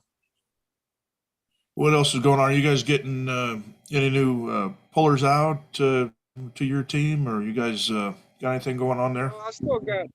I still got Wayne, and we got a new 176-pound guy, Derek Carver, and I'm trying to get him a rankings match, but he's a novice, so yeah. I told him you need to get your little feet wet before you start. Yeah, good advice. Good advice. Calling out. Yeah, so is he coming with you to Alejandro's? Yeah, we're having it there. Is he coming with you? Yeah, because we're trying to do a match and then practice afterwards. That way we all could get pulling in afterwards. Yeah. Good. Good. Yeah. Yeah, I'm training for that. And well, let's see. One at a time. There's a lag. Go ahead, Angel. I was done talking. Oh, okay. So, yeah, no, it's been. I guess it's probably been probably going on 2 years or so. You laughing at Marcus? Since I've been up to Victoria there. But yeah, when we went over there and had that recruiting event there, there was definitely some. I thought there could be some talent there for sure in that area. Victoria's a nice city, small city, and that area. I think there's a lot of strong people, so definitely could be some potential there for a nice Victoria team, no doubt. Port Lavaca, in the surrounding areas, Point Comfort. Yeah, we miss going over there. We don't go over there too much anymore. My brother's still over that way, but we haven't been over for a little while. So, yeah, let's see. Well, what else? What do you know, Grandma Rose? What do you have? Tell us about your match with Bumper, the podcaster here out of San Antonio. Can you hear me? We can. Okay. No, I was waiting for you to tell it because you tell it really good. So I think I think if you go on to what's on the San Antonio page, right? There's a link on the San Antonio page. Yeah. Go to the San Antonio Arm Wrestling Association page and check out Grandma Rosa's match against Bumper, local San Antonio podcaster and kind of mini celebrity. I guess Grandma Rose put him in his place, right? As I understand. Well, what happened is he was on the other podcast with Cecilia, which is 210 La Chismosa, meaning, the gossiper. And they were talking, and I don't know how they got around to talking about arm wrestling. The thing is, Cecilia tells Bumper, do you know Grandma Rose? And he goes, who the hell is Grandma Rose? And I was listening to the broadcast. So she says, you don't know Grandma Rose? And then, they went on. He kept egging it on, and he goes, well, I bet I can take her. Something to that extreme.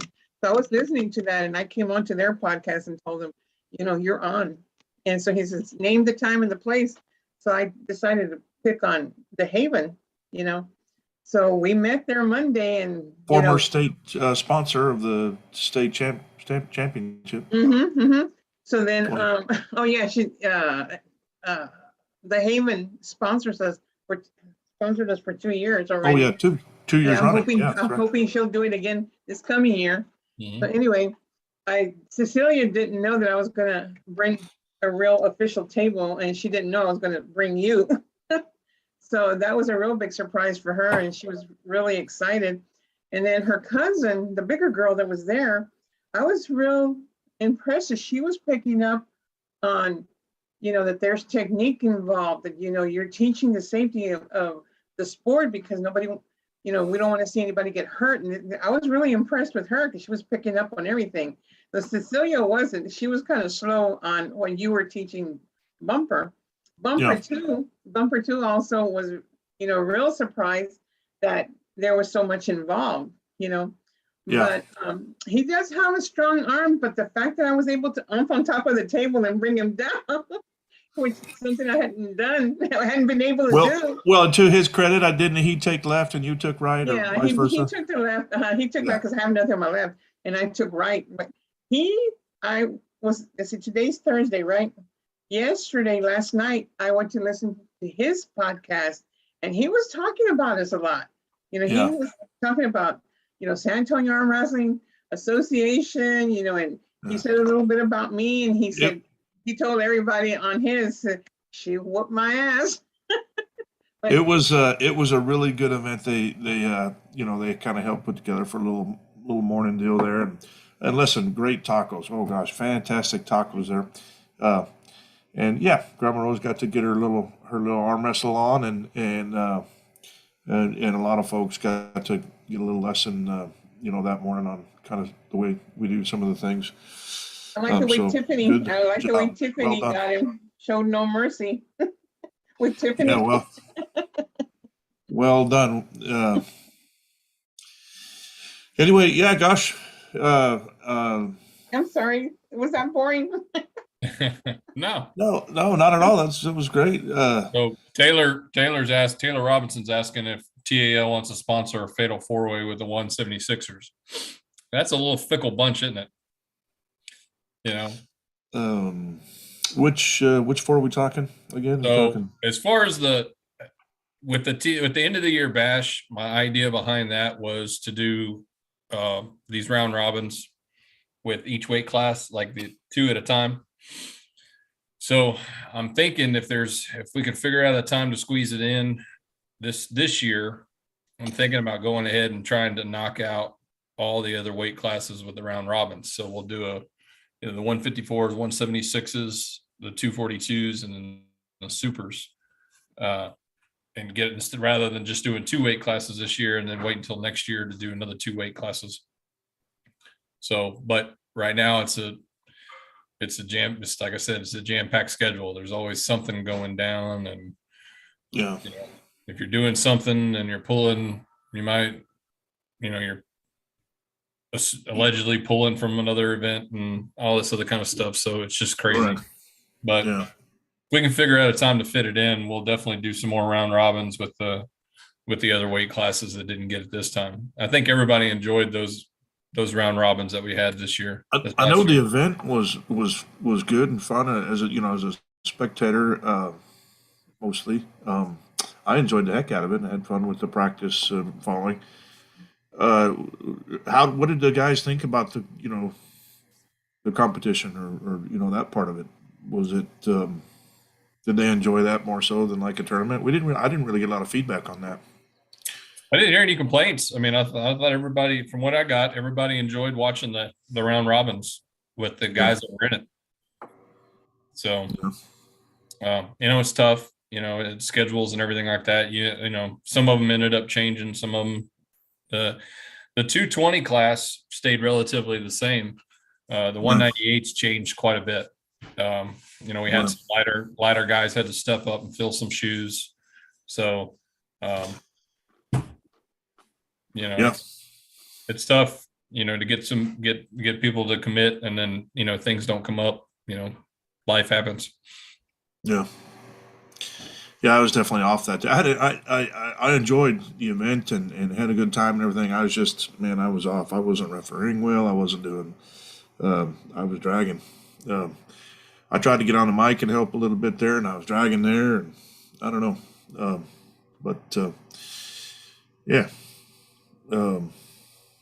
Moving on. Try again next time, right? Yeah.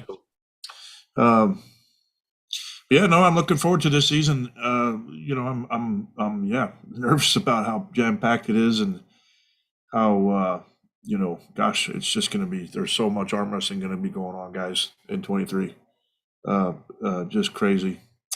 Start off well though. We got someone here in the chat asking about Marcus, if he's going to be in League City.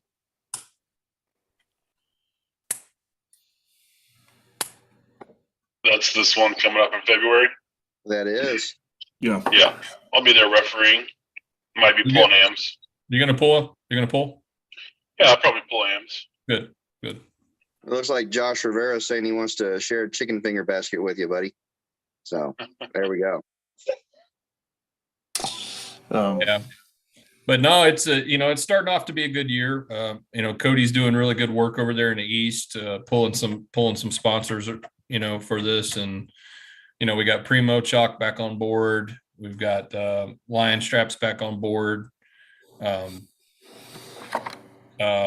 Sport is also back on board for our 2023 season. So we'll have some fresh Arm Sport products out there. Obviously using Primo and Lion Straps during the events, and stuff like that. So everything's kind of falling into place, and it's looking pretty good. Love all the products, everything you just mentioned. I mean, the Rhino straps, they're awesome. They're excellent. They're lightweight, but they're strong, easy to get on, easy to get off. They don't irritate your hand. They fit. What else do you want? The chalk, Primo chalk, works great. Smells good. Doesn't have. I think people don't realize how good it does work because they use it like the old Amazon chalk, like that you need a bunch of it. And like, man, at that end of the year bash, there was chalk everywhere. I kept telling guys, like, you don't need to use that much of it. It goes a long way. Yeah, that chalk is legit. Yeah, they have those little bags. I think we need to start using those bags a little more too. Like the little rosin bags. They have the bags are nice, and they also have a like an elastic top that goes over your 5-gallon bucket, so like you can stick your hand in a hole to get the chalk, and it kind of helps contain it a little bit more. But looks like someone's wanting the Combat Arms Sports website. If we could just put a link to that one on the chat, that'd be pretty good. Yeah, I just shared it to him. Should be popping up in a sec. Sweet. Speaking of refereeing, I mean, there's going to be some opportunities this year in Texas as well with the referee seminars. I think Sean's going to he's going to be doing 2 of them at his events in May, and then Leonard will have, I think, 2 of them here in Texas. 3 of them, I think. Yeah. So one up in Dallas in June, I believe. Then July, they're coming back to Austin again. And then there was one in Beaumont, I believe. I can't remember the date on that one. But so hopefully we can get us some extra down refs certified, get maybe some of our current down ref certified, get them either more trained up or maybe even senior certified. Is that what you want? What about you, Marcus? You want to eventually be senior? Yeah, definitely. I plan on, if he's going to be here 2 or 3 times this year, I'd like to get certified as senior and then turn it right around and try to get certified as a master. Yeah. We got to work on the Marcus ref camera angle live feed deal going on. It won't be long, Marcus. You'll get there soon. Just I think the quickest way you can just keep getting lots of experience. Ref all you can, and don't be afraid to step up and jump into that head roll, even though you may not be certified yet. By Leonard or Bill or Reza, or Sean. Just do it and get up, get busy, and do it. It's something it's something that the league needs. It's definitely something that the sport needs. Especially as we continue to grow, we need refs. Yeah. And I think it's something. A lot of times nobody really wants to do it, but the thing is, we've got to have it. If we don't have them, we can't have a match, right? So kind of look at it as part of the responsibility of being a part of the sport. We need everybody stepping up and helping out with some of these things. And I get it. Some people just, can't do it, won't do it, whatever. All right, well, let's see if maybe you can help with something else. But those that can, please do step up, because we need you. We do need you. Yeah. It's the difference between running 2 tables, 3 tables, and, makes how the event plays out. And, I think at this point we're pretty good on people that can head ref. So getting people into these referee seminars to get them, introduced into that to be down refs is going to be real important, because like I said, we got almost all our people right now, with the exception of just a couple, can head ref. They may not be senior certified, but you have the capability of head reffing.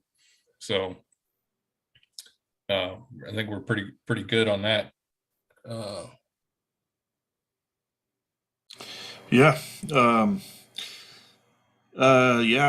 So another thing that we do need some help with, and one of those questions earlier there, the sponsorship development. If you've got a business you've got a good relationship with, or there's a lot of different deals you can go on, but if you've got a good business relationship with somebody, go and ask them, say, hey, you mind throwing a few bones towards our arm wrestling league? We're trying to maybe we're trying to get some youth involved on our team, or we'd like to get another table for our team, or gosh, anything that we can help put towards the sport in the state is going to be beneficial.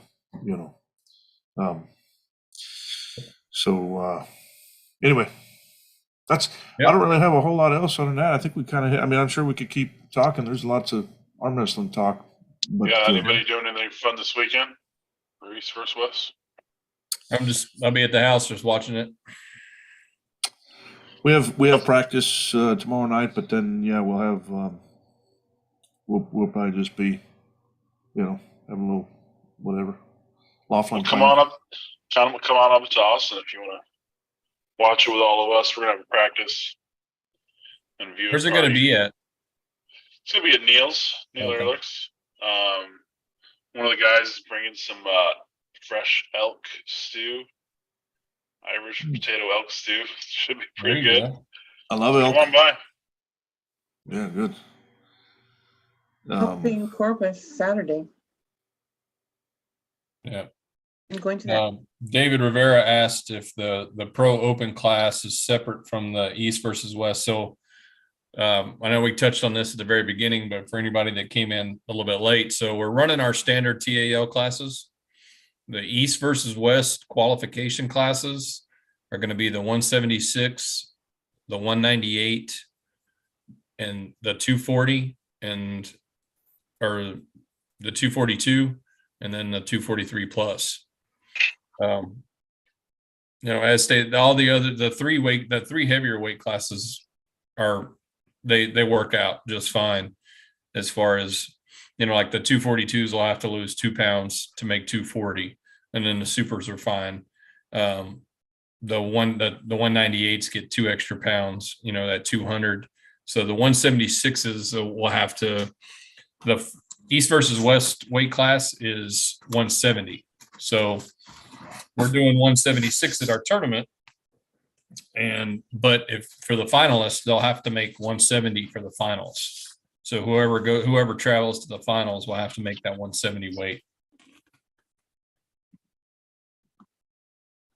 So everything's going to run pretty much standard, just like a regular TAL event. And then they'll have those additional qualifications added to those specific classes. So. Woody says, I can't wait. Finally good to go. Where's the Woody? How come he didn't get in here? I don't know. He's in the chat. So I do want to give a shout out to one of our main sponsors there for the Eastern, Texas Draw and Beards Tire. If you notice this light back here behind me, Texas Draw does a lot of custom little crafts and t-shirts and stuff like that.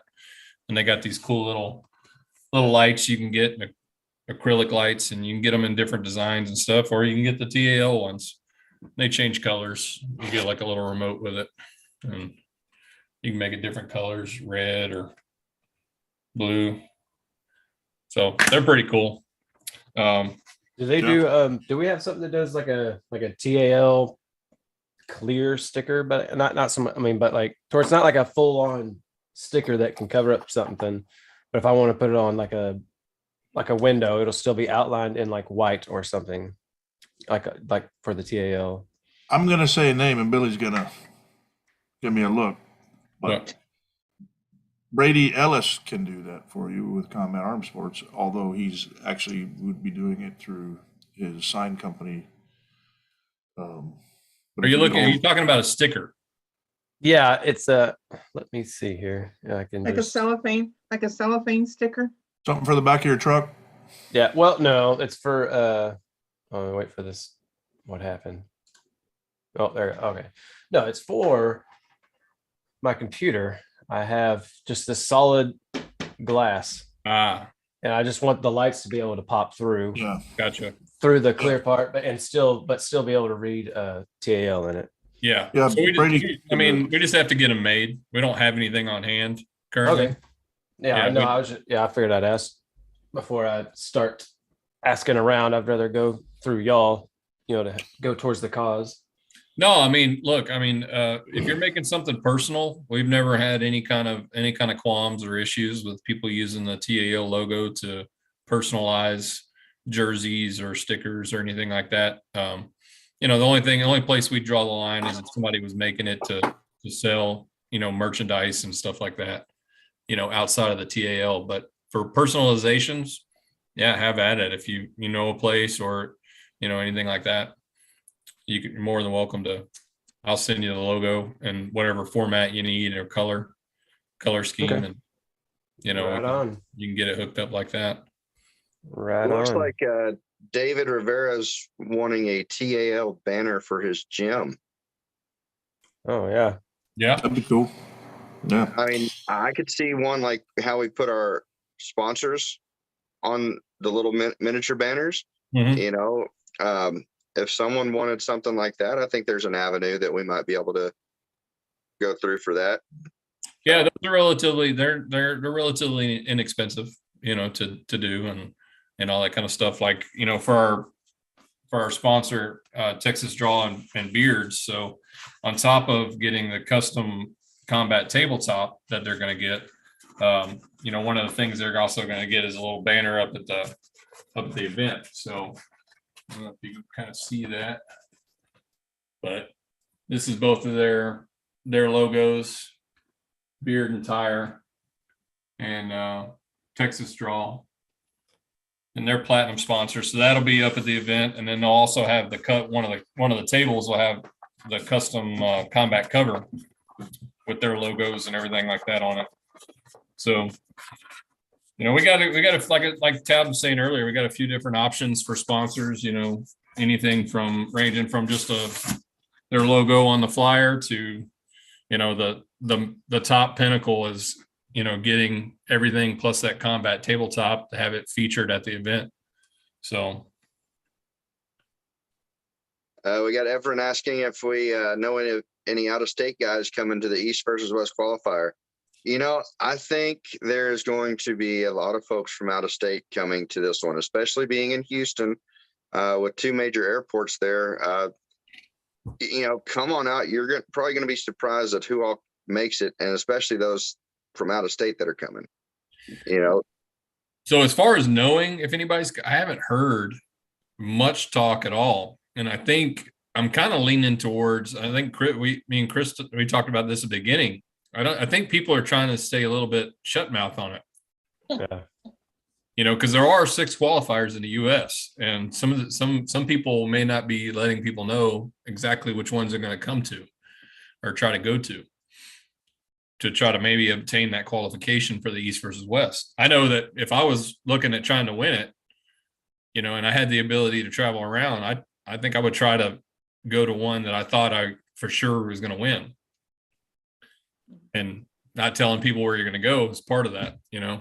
Yeah. So hopefully it's like that. I'd love to see RJ Molinaire show up. We should get some. I thought for sure Texas State was going to pull him in as well, and it didn't. So you can't catch him during season. He's not coming out anywhere when it's alligator season. That's true. Yeah. Plus, Levi was there to take home the right hand. So Louisiana did have a showing at State. They did. Yeah. Levi did come out. Yep. And I think what do we got to do to get Dimitri Kitchon out to East versus West? I wouldn't be surprised if he goes, honestly. Like, it's the weight class is 220, or was it? I forget already. Woody just said he is not. So yeah. Him or Dimitri? Dimitri. That's why I bring it up. The word on the street is he's not coming. He just doesn't care. It's like, how do you get somebody to care? I don't know. I mean, and at this point, I think, and more power to him. I think he's not going to do it, and if there's not money involved, and I don't know. So, want to arm wrestle? Not want to arm wrestle? I don't get it. But hey, to each their own. Yeah. So my last question before I hop off, Todd, is it the same venue as last year for Lubbock? Yeah. Oh, I could almost guarantee I'll be there just for the food. That food was awesome, man. Yeah, the barbecue was really good. Yeah, that turned out to be a really good one. That was it was a good setup. Just hopefully it's more, but it was just the right amount of people. Yeah, it was. Yeah, I just loved how quick it was because we made that a day trip. We drove up there, weighed in, and then drove home that night. And I was home before midnight. All right, nice. Yeah, hey, I'm glad all four of y'all came up. That was a lot of entries for us. Yeah, that was fun. Yeah, I'd like to think I was probably half of the total entries. Exactly. You pulled every class, both arms that time. But yeah, it was. It paid its toll at the end. Whenever I got double dipped by Mark Cano, but I mean, that's nature of the beast. Another thing we haven't spoke much of is for this coming year is the ladies events, and their involvement. I think this year's ladies event is going to be shaping up to be a pretty good one from what I've seen so far. When what's the date on that one? Because that's one that I'd really like to go just to be a spectator for a change. April the 22nd. 22nd. Is it is there a venue yet, or is it should be the same venue? Same, so it'd be Dallas area. Yeah. Okay. Currently, right now, it's going to be the same venue. I know Sarah might have had a prospect for a different venue, but currently at the moment, it's still planned to be the same spot. Okay. Yeah. Right on. Well, I'm gonna hop on out of here. Yeah, it's good chatting with y'all. All right, man. Buddy. Thanks for coming in. Of course, anytime. Catch y'all next time. Yeah. Later, bud. See you, Chris. I missed him. Dang, I was muted that whole time, wasn't I? Yep. Yeah. Had to tell Carolina something. On the ladies thing, I am going to refrain from comments at this time. And, it's. I would like to reserve I don't know, time for a future date. I'm not going because I'm working that weekend, so I hope it ends up being a great turnout. I do too. Fortunately, I'm not real optimistic. Unfortunately, all the events, the major events, are all on weekends that I work. So. You just got to quit your job, Rose. No, I got to pay off the truck first. What was the ladies event supposed to be? Some type of another qualifier for IFA or something?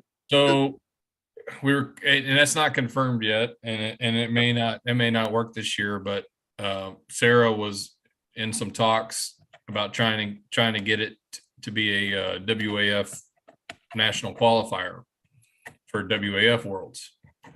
So, being that some particular individuals have expressed that maybe they would like to and try to make WAF worlds, she's trying to provide every opportunity, to the women she can. And if providing that qualification, would help out, that's what she wanted to do. But right now, I don't know. I'm not really, I gotta follow up to see if I can figure out what's going on, or if that's even going to go through. So we'll just see. Yeah. But well, it's awesome. Definitely a funny thing, the ladies division at this time. I thought we were on a roll last year, and it seemed like we had that great event in Dallas where we had 19 girls out, and like every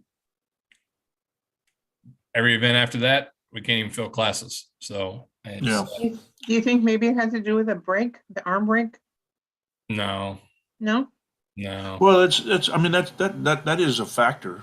There is a. I mean, it is. And now, is it the overall? No, there's a bunch of factors involved.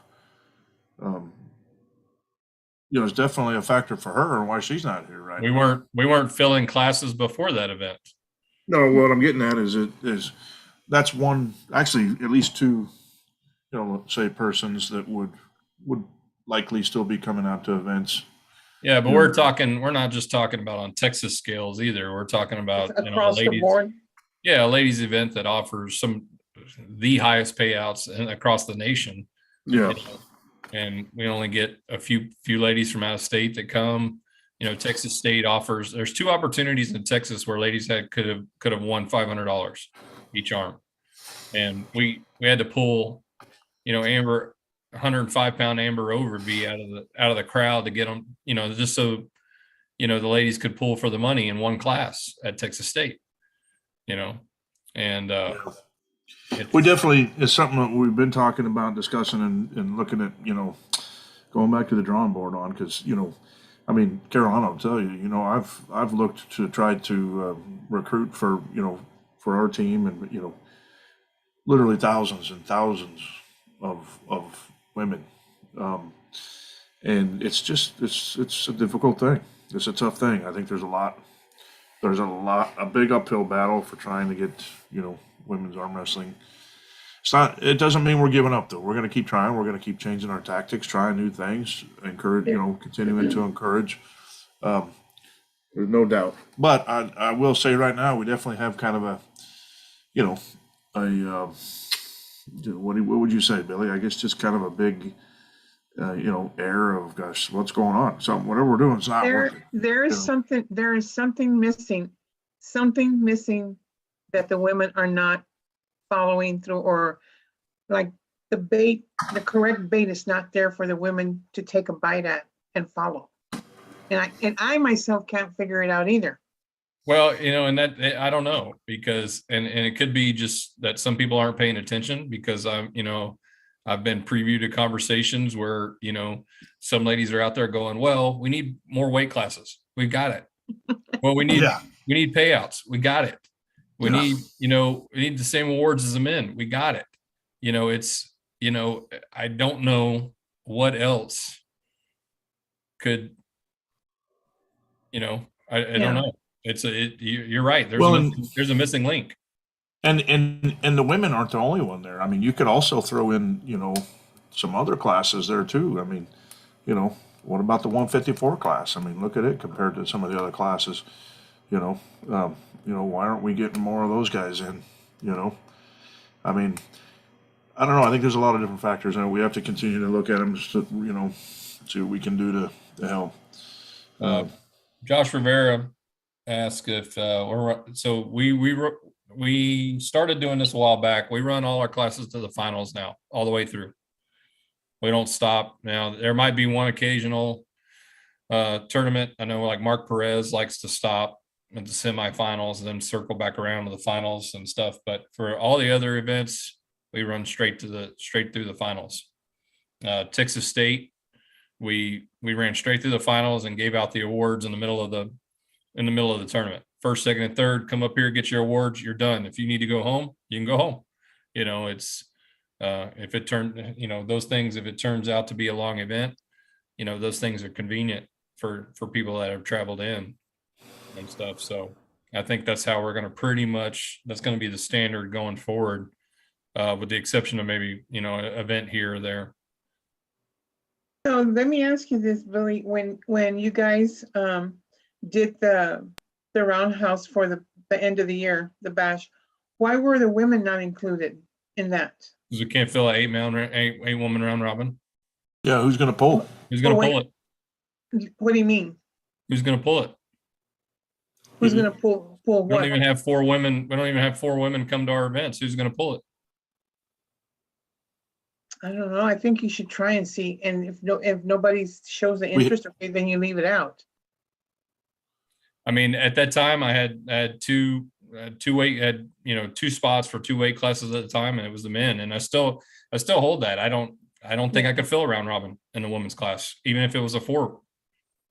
I unfortunately, I don't know what else to say. I mean, I say sorry, but at the same token, there are a lot of resources being deployed for this, and there are a lot of resources going towards this that aren't going towards other things. And, it's one of those things where it's like, some point we're going to have to draw the line and go, all right, something's got to change, and we're going to have to scale back or do something different until, stuff picks up again. And when it does, then we can make another change going forward. But yeah, there's peaks and valleys and everything. And I think the women's divisions are right now in the valley phase. So, I mean, honestly, everything's gonna take its turn going down and coming back up in participation. Can we possibly offer a round robin? Yeah, we can always put it out there. Hey, we're considering having a women's round robin, and if people sign up and they want to come in from out of state or, whatnot, hey, if we have enough people, we can always do it. It's just, a matter of participation in itself. They have to come out. I'll give you the same example about the lighter women's classes. Everybody keeps talking about how all these lighter women are walking around, but yet, we tell them every time that comment comes up, if you can get them to a tournament and there's enough that we have our 150 class and we can put these lighter women in the class by themselves, I'll create a bracket on the spot for them. Yeah, we've said that all along. All you need is 4. We can't none of them, we can't get them, even though there's so many of them apparently walking around, we can't get them. Yeah. So, I mean, the option, the opportunity's still there. I still stand by that. If we're going to have our own weight, we got to have our own weight class. We're going to run There was another instance where, some of the other lady pullers were wanting to get sponsored just to come out to the event. It's like, well, we can't pay travel for everyone that wants to come out to it either. Some people were saying, hey, well, I expect this or that or this or that if we're even going to show up. Well, if we did that for everybody, we'd be filing bankruptcy. I was going to say, no, I think it's up to them. If they want to be there, you go find your own sponsor. Hey, I have this happening on such date. Are you willing to pitch in so I can get there? Yeah.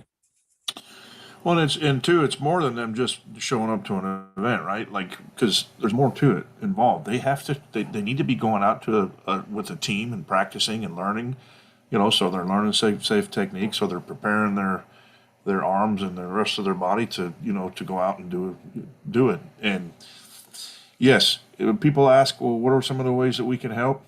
You know what? Help us get some ladies involved in this sport. We've been trying.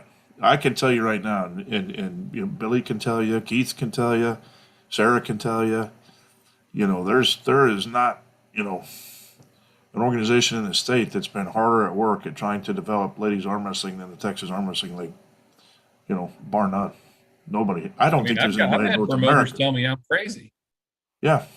I don't think there's anybody in North America who's worked harder than we have. Yeah, they tell me that I'm crazy for offering the same thing. That payouts to the women equivalent to the men is just crazy. Right. So anyway, it doesn't mean that we're giving up. Out. Yeah, just getting more people out to the events. Carpool, ride together. Yeah, that's a big thing too. Costs, cost savings, figuring out ways to do it. But the thing is recruitment, guys. Recruitment, recruitment, recruitment. If I can't yell it loud enough, bring it in, training and teaching, recruiting and teaching, and bringing in new pullers. That's what we need you all to do. That's what we all need you all, you know, and doing it safely. You got to do it safely. You can't just bring them in and throw them to the wolves so people are getting hurt. Um, you know, they can't jump in with a club and just start getting on a table and banging around with guys that have been pulling for, 3, 4, 5, 6, 8, 10, however many years. You gotta be careful with them and teach them the right way. And it takes time. We got a new kid on our team who's 14, and he's gonna be a bad man when he grows up because he's already super strong for a 150-pound 14-year-old. Well, so that's kind of funny. So I don't know. I have this theory. The question's always asked, what does arm wrestling need to do to progress it to that next level? And there's all these things. It's like, oh, well, bigger payouts and all this other kind of stuff and more social media and all this stuff. Now, granted, all that stuff is great. I think it's perfectly fine. I think it does well for the sport, having these big events like East versus West where these guys are getting paid. It's a great thing that's going on. But, I look at other sports and I go, what do other sports have that we don't have? And one of the big things that is youth. Yeah, youth sport. Every one of us grew up playing some sort of youth sport, whether it be baseball, soccer, everything like that. And that's one thing that we don't have that. We only have one generation. 1 to 2 generations. It's that, there's a fraction. Very small percentage of younger people getting involved. Middle-aged men, mostly, getting involved. I was one of them, so, and then, we stay in it for years. I don't think we have the numbers is the primary goal. You want to talk about big sponsors and all this other kind of stuff. I mean, look, how many people did you say were in Texas, Dustin? 32 million, I think, roughly. Yeah. So right now we have, our rankings probably has 180 people on it. Oh, I can tell you, but it's probably 300-400. Okay. Even if it's 300-400 out of how many? 32 million. Yeah. It's a super micro fraction. Yeah. Yeah. Like we don't have anything, so when you go to like a big time sponsor, we go, hey, you want to come sponsor our event? It's not like, oh, okay, baseball. How many? I bet they have 1,500 to 2,000 kids playing Little League baseball in San Antonio alone. Yeah. You know what I mean? Yeah, and we're struggling to just get just one team of even a handful of guys. Yeah. In every major city in Texas. So I think it's kind of one of those. Instead of starting from the top and work down, I think we need a lot of focus needs to be started from the bottom and working up. Like we need to have generations coming into the sport and in the sport already, moving through as we're bringing more and more people into the sport. So, yeah, we can't just rely on Dustin's team for the youth division. Dustin's got it started from the bottom and working up. Like we need to have generations coming into the sport. Turn your YouTube off already. Well. Sorry about that. Yeah, I mean, and with the youth, that's one of the reasons, last year we had gotten the youth table, to try to start getting some of the younger ones in there, and so I guess if anything too, that's something to bring back to the teams, hey, make sure we're bringing in the kids and teaching them the ones that,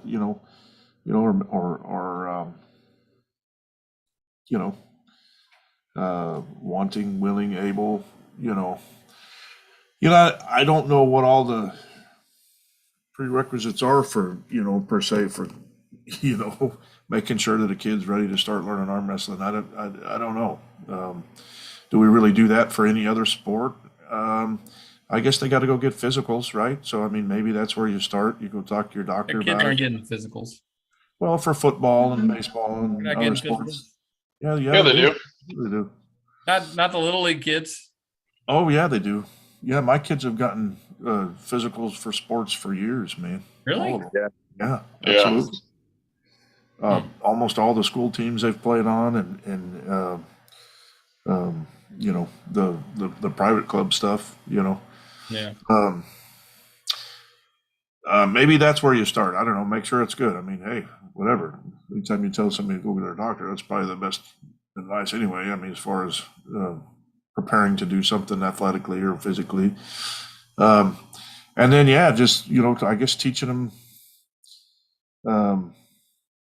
I don't know. To me, that seems like it's still a little far away though. I don't think we're quite there yet. Oh no. Yeah. I mean, there's a lot of building left to do. Yeah.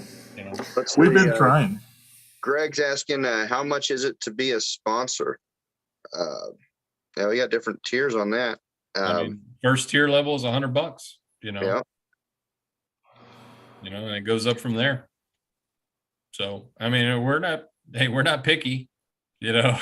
If you want to throw $50 at it, you know, I'm not going to tell you no. So Yeah. anybody can be a sponsor. Yeah. It can definitely help. You know, we have new teams trying to come up and all, you know, they need equipment. You know, we need equipment to put these events on. You know, one of the big things is just getting a table to certain areas. You know, there's a lot of less privileged areas. You know, they don't have the kind of money to just go out and throw down for a new, you know, arm wrestling table.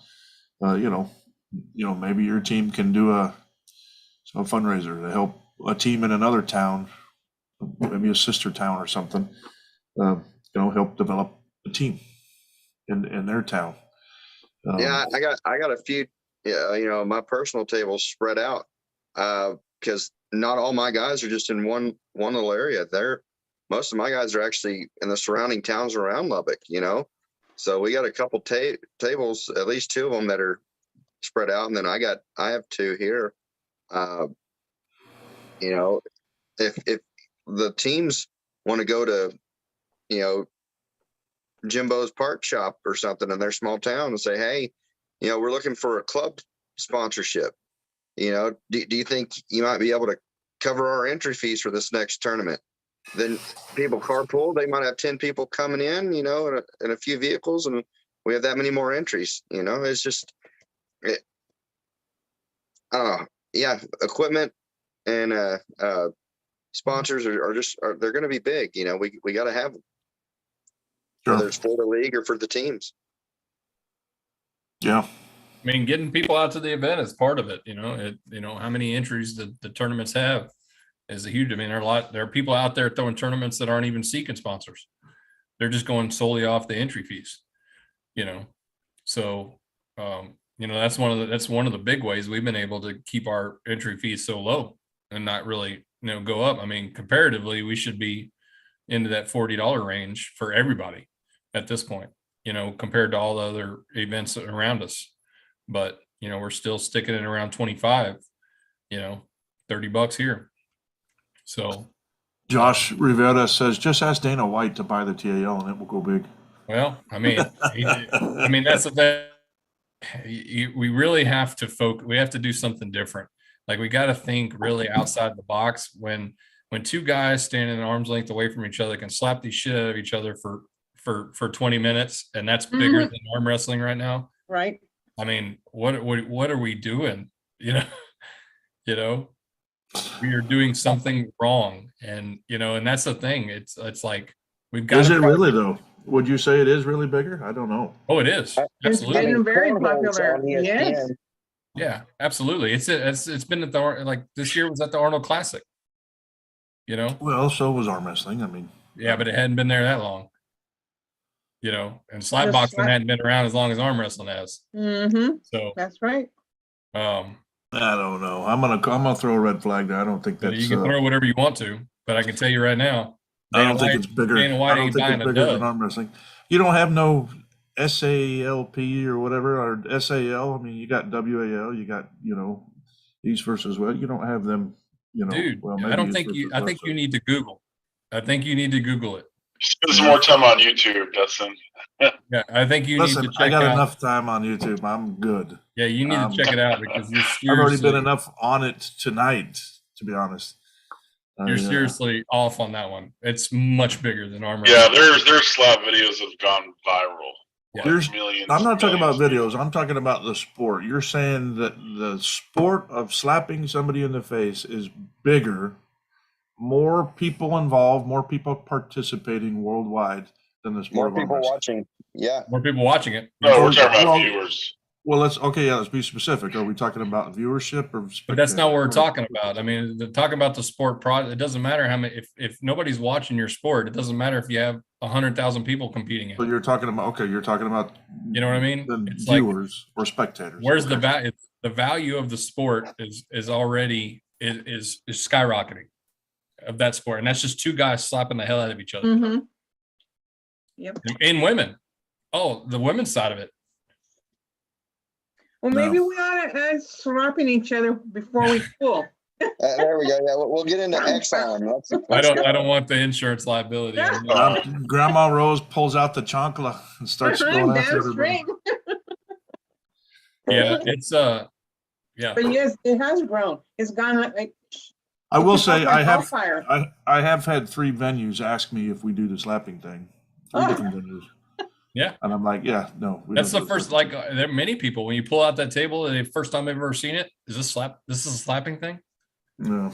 Yeah. It's like, no, it's X arm, you know, either pin your opponent or knock them out. Maybe you ought to add slapping to our events. No. No. I couldn't hear you, Rose. What'd you say? Be a liability. Then maybe we ought to add the slapping to our events. Arm wrestling and slapping. They can do that out in the Not parking me. lot. In the parking lot. Yeah. No, they cannot. Go away. Do it off of The off parking lot across property. the street. Yeah. Don't have it anywhere associated with TAL. I'll I don't know. I mean, turn inside out. Next, y'all be wanting to have cornhole and everything before. Don't get me started that's much bigger right there. Don't get me started on It's on cornhole. ESPN. You know, if you're gonna play a sport like that, play a man sport. Play some horseshoes, okay? Get some horseshoes. It's the same thing. Cornhole and horseshoes, the same thing.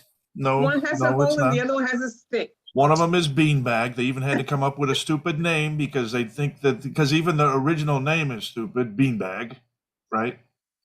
Right, and you know, I mean, I'm just saying it's childish. You know, it's kids.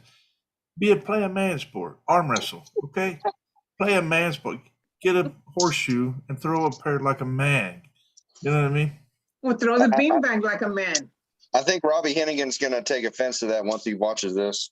Yeah. Oh well, he'll get over it. Well, I mean that won't be the first time. Stats don't lie. It's more popular. You know, it's popular. It's more popular. You know, it's that's the thing. even the residents, special needs residents here at where I work, they all have the little cornhole thing. Oh yeah, and they like it. Yeah, it's arm wrestling still has a lot of growing it's got to do. A lot. Mind you, and it's all over the world, and it's still not as big as it's supposed to be. But I think the league, honestly, I mean, I'm not just tooting our own horn because we are one of them, but I think the league things are a good direction. Like Florida Arm Wrestling League now coming up. I think it's Florida's got one event every month now over there. You must wear a Florida shirt. Yeah, I like the idea. I'll tell you, I'll say it right now. I do like the idea. I'm not saying I do it, but I do like the idea. I asked them how much their shirts cost. They want $40 for mine.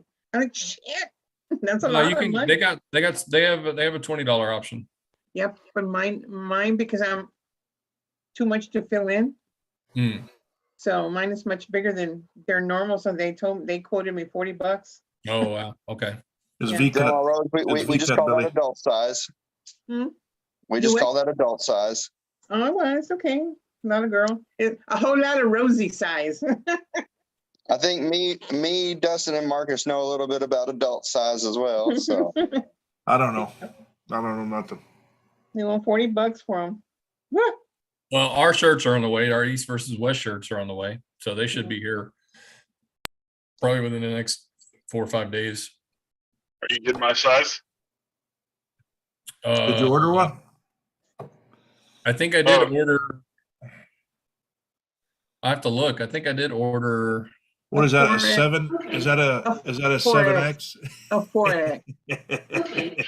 4XLT. I know, because that's and tall.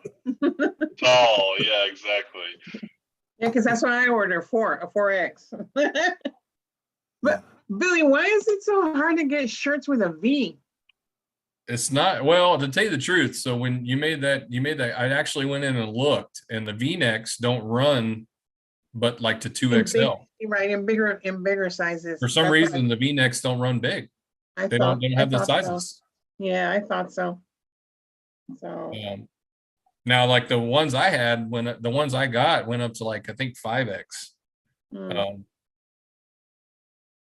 You know, so, but when you go in and you search I tried multiple different brands. No, I know. I've yeah. looked myself. They don't come in the bigger sizes. For some reason, they only went up to like 2X, not even 3X. I mean, they just, I don't know. Billy, did you have any luck with the sources out this way? I didn't look. I didn't look anywhere there for as far as shirts went. I think they have some of the larger sizes in the jersey styles. Yeah, I hadn't looked into the jerseys yet. Okay. Yeah, you might check with him. They do the uniforms for all the sporting teams out here. They might be able just to get what some folks are looking for. Yeah. Well, I mean, you know, we've talked about it in the group chat. I do think we need to get some jerseys. Yeah. So I do have I ordered 2 5XLs. I got dibs on one of them. Yeah, I'll save one for you. I think 5 is too big for me, but how much are those going for, Billy? They'll be probably 30. That's okay. To hold the other one for me then. Yeah, so I did 2 5XLs, 3 4XLs, and 5 3XLs. That's in the cotton? Yeah. Yeah, go ahead and hold the other 5XL for me. That way I can throw it in the dryer. I don't have to hang it out so it won't shrink. Well, they're pre-shrunk. It's pre-shrunk cotton. So some of them have a blend to them. Just depends. Okay. I think some of the different colors came in like a cotton poly blend and all that kind of stuff. So all right. The gray ones are a premium tee, lightweight cotton pre-shrunk. Only kids. Oh yeah, they do. Yeah, my kids have gotten. I'm going to bed, guys. All right, man. Yeah, I think we're about to close it down. So, yeah, I gotta go to work in the morning. Y'all behave yourselves. What's up, Roger? Yeah, we've been on for a little over 2 hours now. So, we got anything left in the chat box that we need to address? No, everybody's just chatting back and forth. Yeah. Okay. All right, guys. Y'all have a good night. Behave yourselves, okay? All right. Thanks for y'all coming out. See you. Good. So yeah, I am going to research slap boxing. Yeah. Hey, the first videos I see coming up aren't that impressive. Only 3.3 million, 675,000. Only 3.3 million. Only. Well, but you can pull up, WAL videos of tons of millions in views. Yeah. See, to compare how old they are. Well, I mean, WAL's been a little bit shut down for a while due to COVID, but they haven't. But that's what I'm saying. If the WAL video's been out for 6 years and a slap video has only been out a month, you can't compare the two. Yeah, all right. Speaking of WAL, is there have y'all heard anything? It's all real underground. I mean, I do hear that they're still planning something to come back, but as far I as honestly think this East versus West platform is a really good, deal that's going on. I mean, especially with the qualifiers and everything. I mean, it's shaping up to, be the next platform, in my opinion. So yeah. the next major one. Yep. So hopefully next year we can maybe be able to do it again. So. Yeah. All right. Well, I'm sliding off of here, fellas. So I appreciate you coming one out. last thing, just real quick. Did you talk about the who we're going to have for our live streaming at a few events this year? No, I didn't, but we're still working on that. So okay. Yeah, the venue is, I don't know, being a little. I'm trying to figure out what their upload speeds are on their internet. And I can't get them to run a speed test for me. So gotcha. I think Cody's going to try to get over there and run a little speed test to see what their upload speeds are. And if they're good enough, then if ADL hadn't secured a date with another event for that, then ADL will be out to that one. So I don't want to like put it out there and then, all of a sudden they not show up. So right now it's uncertain. Hopefully they have some good reciprocal speeds out there. So. Yeah, that is a little horrible. Just based on subscribers alone, the WAL has 277,000 subscribers on YouTube. The SFC, I guess the Slap Fighting Championship, which appears to be kind of the head gurus in the slapping sport or whatever that's called, has 344,000. So, 40, another 30, about 70,000 more subscribers. But they don't have more popular videos. If you take their most popular videos, the top, say, I don't know, 4, SFC, their top video has 12 million views, then 10 million, then 5.8, then 5.1. If you go to the WAL, how long has the video's been out? Hold on, I'll get to that. No, 25 get million, to that. That's first. 7.8 million, 6.5 million, 5.9 million. So I guess they just have one video that's more popular. What's the date? What's the time difference? Think that was due to the Devin Laird was. You're ignoring me. Devin was pulling Game of Thrones. I'm not ignoring you. I'm finishing my sentence. Don't interrupt me. The algorithm is the winning algorithm is going to go for the slap fighting on popularity. Yeah. Well, go ahead. Y'all have you slapping. You all have you slapping around. Yeah, I'm not pulling the supers. And your cornholing and all that crap. David, Greg, I pull the 242s now.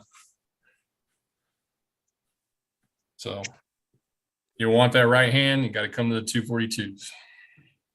Uh-oh, someone getting froggy. Yeah.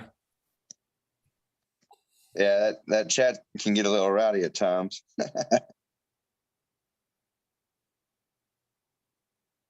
Yeah, but anyway. All right, guys. Well, it's been fun. Yeah, it was a good one. Appreciate y'all coming out. All right. Yeah, look forward to the next one. Everybody in the chat, y'all have a good night. Thanks for coming in the chat and keeping it lively. And we'll see y'all soon. Hopefully we'll get another one out before the Eastern rolls around. So we'll do another one. I think that'd be